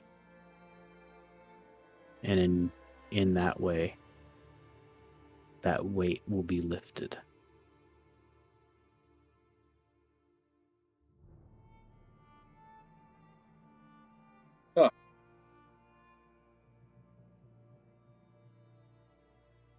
Well, it appears clear what we have to do. We now have two sources directing us to this Temple of Ilmat. I guess that is our next destination. And But it's Elmater.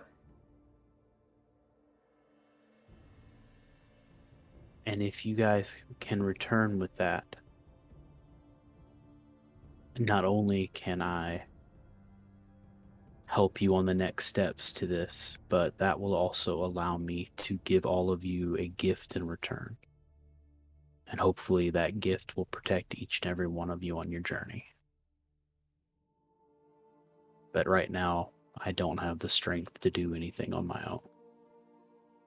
I am doing everything I can to protect this city with what's left of it.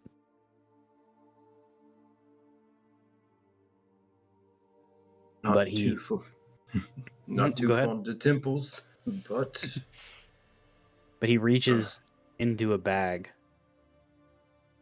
on his hip and he pulls out 5 small red beads. And he puts his hand out for each of you to take one. Like he just moves it in front of each of you in turn. He starts with Donfang, moves over to Malik, Cassius. I'll slap Malik's hand because I know he's going for 2. Vezrar, and Francesca. And Francesca, as you look at his hand, you notice that when he first pulled it out, it just looked like a goblin hand, and then slowly as everyone took the bead, when you finally got to you, his hand almost looks old and withered. She hesitates before taking the last one. But he looks steady. His hand does not shake. She looks up at him with like an "Are you sure?" kind of look on her face. He nods very ever so slightly.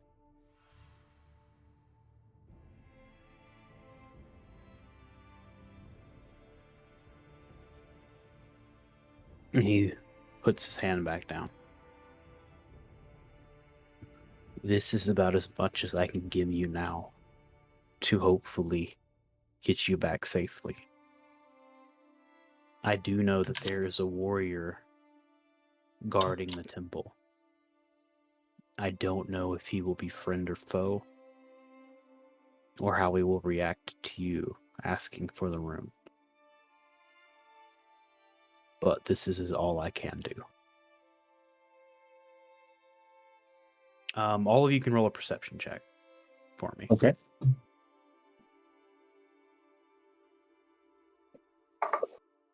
$23. Malik's been drinking. I'm looking at the bead. Yep. Cassius, Vezrar, and Donfang.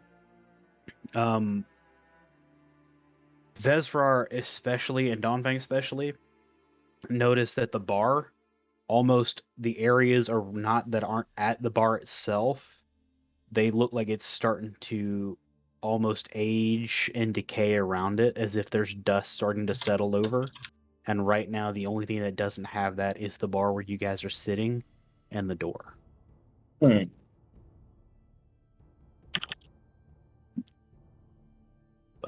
I just look over at Bill. Thank you, Bill. I know you're tired. So tired. But go. Find the rune. Come back. And I should have something to help you from there. What And do he these al- beads do then? They will give you the strength to hopefully overcome the next challenge. Hmm. And he looks over at Cassius. And I want to apologize. It's going to be difficult when you walk out that door. But that was as much as I could do. No, it should be fine. It's not a big deal. You know. He almost smirks a little bit. She's gonna be pissed. Yeah, probably.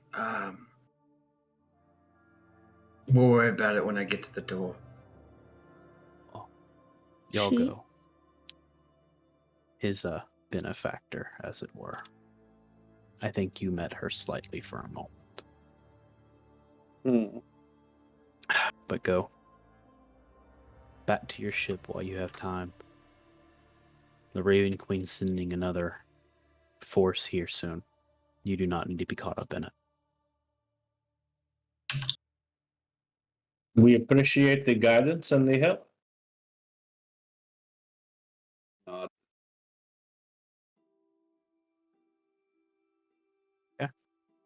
And as he says that, the door opens on its own.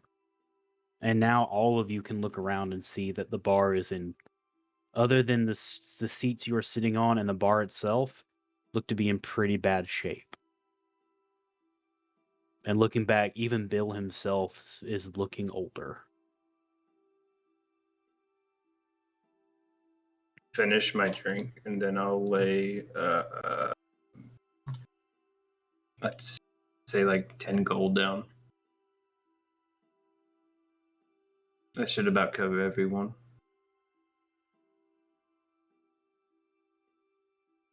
Thank you for the drinks. Oh, she's going to be so mad. Thinking that he's talking about her, Francesca's like, you know, I never actually said just a gun. Don't Um, keep drink. Finishes like his drink, walking out the door, just like yeah. putting up his Awesome. middle finger while he drinks. As you walk out as soon as you hit the threshold of the door, like you feel that hand grip the inside of your chest again, and the weight of the gun reappears on your side, and it almost feels double the weight that it was before. Ooh. As if to just reassure you that, hey, I am still here. Hmm. You did not get away. Eh, Sorry, man. that's- Is that something that we visibly noticed? Like, If you looked at him, 100% as he walked out onto the front little porch thing, like he would have stumbled because all of a sudden the gun appeared and it would have felt like he actually would have almost fell down from the weight of it pulling on him. like that, like drunk stumble, like trying to like catch Yeah. himself, like Because it hurt too. Like it hurt him inside when it happened. yeah. I mean, if it's visibly enough, I'll just look over at Cassius. Hey, you okay there, buddy? yeah, I'm fine. Why wouldn't I be? Just checking on you. You may have had one too many.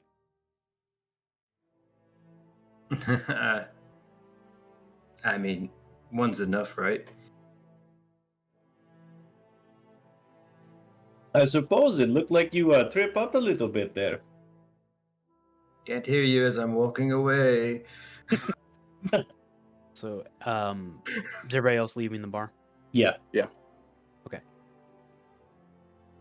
As you guys leave, the door itself shuts, and you once again hear the little click of the lock. Hmm. As you guys get back outside, the weather itself has changed drastically. It's no longer that bright sunny that it was, or even kind of a dark like the sun's going down.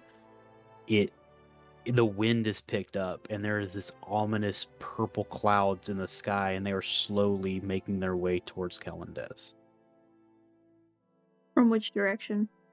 from the west. I think we're going east.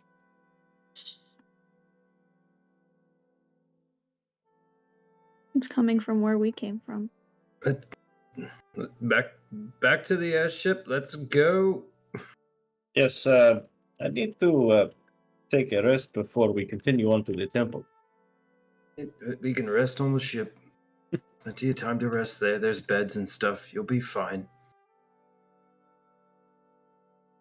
As you guys are making your way towards the airship, the weather itself is starting to get colder and windier. You start to hear the sounds of just ravens cawing. And as you look around, there is just further west, as you guys make it outside of the city, you see, because y'all are going south, not west, Oh, because y'all parked to the south. Mm. You see just this black cloud coming from the west, and it looks almost like it's amorphous and moving. And as you guys start just running towards the ship, you see the little gnome up top. Dang nabbit, y'all hurry up and get on here! It's getting bad. Hmm. Like, I'm coming. He's throwing the weights off and the ropes, like he's getting ready to leave with or without you. The world's ended now, don't you hear? And as you guys get on and he starts to take off, as you pass over the city, you see that amorphous, it looks like a legion of ravens that comes over the city as if a tidal wave and descends down onto the center of town. Hmm. And the Damn. only thing that's visible between them as you guys cross over is just Bill's little tavern. And then the big castle up on the hill. And that's where we're going to stop for the night. So, Damn. for next week, I need 2 things from all of you. Number 1, you have homework. Mm-hmm.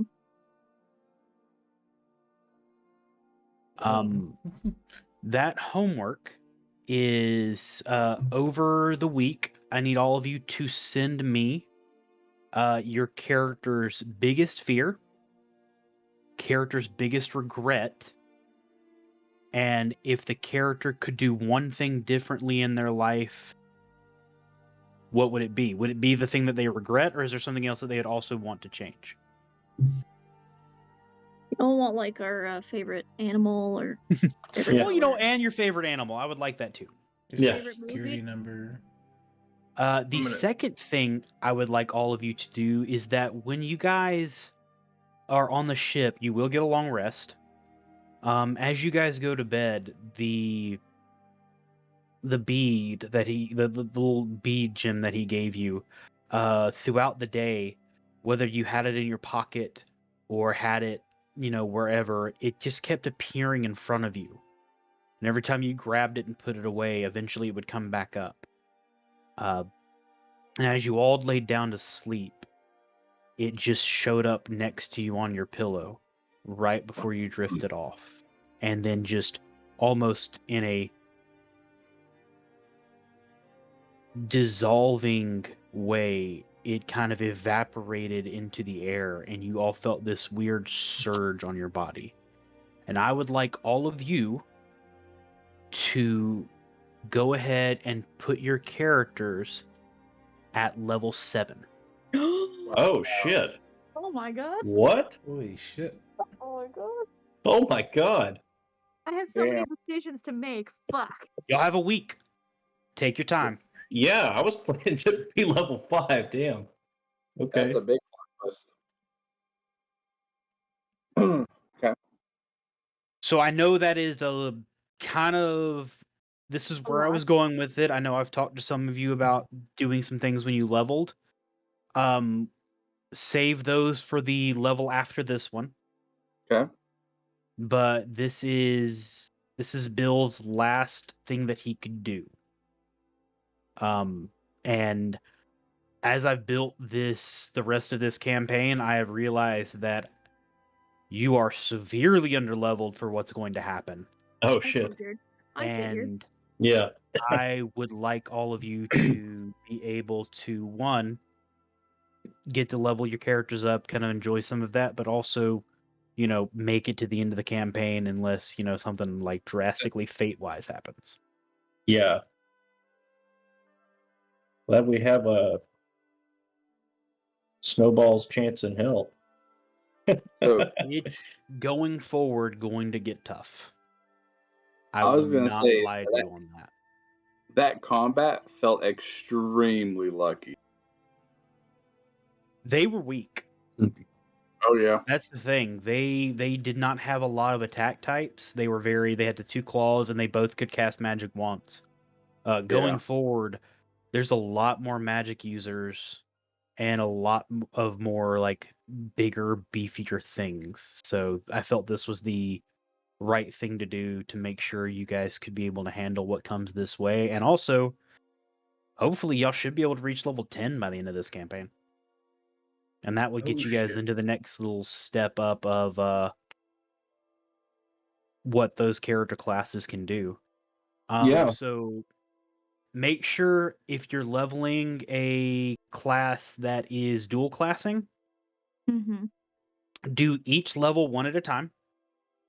Don't just jump one level and jump the other one a couple levels, because if you do that, it's going to throw off the algorithm for the for D&D Beyond, and it's going to hinder your character. So going to level 5, 6, and 7, add a level where you're going to add it. Let it pick what you need to pick if there's anything there. Then do the next one.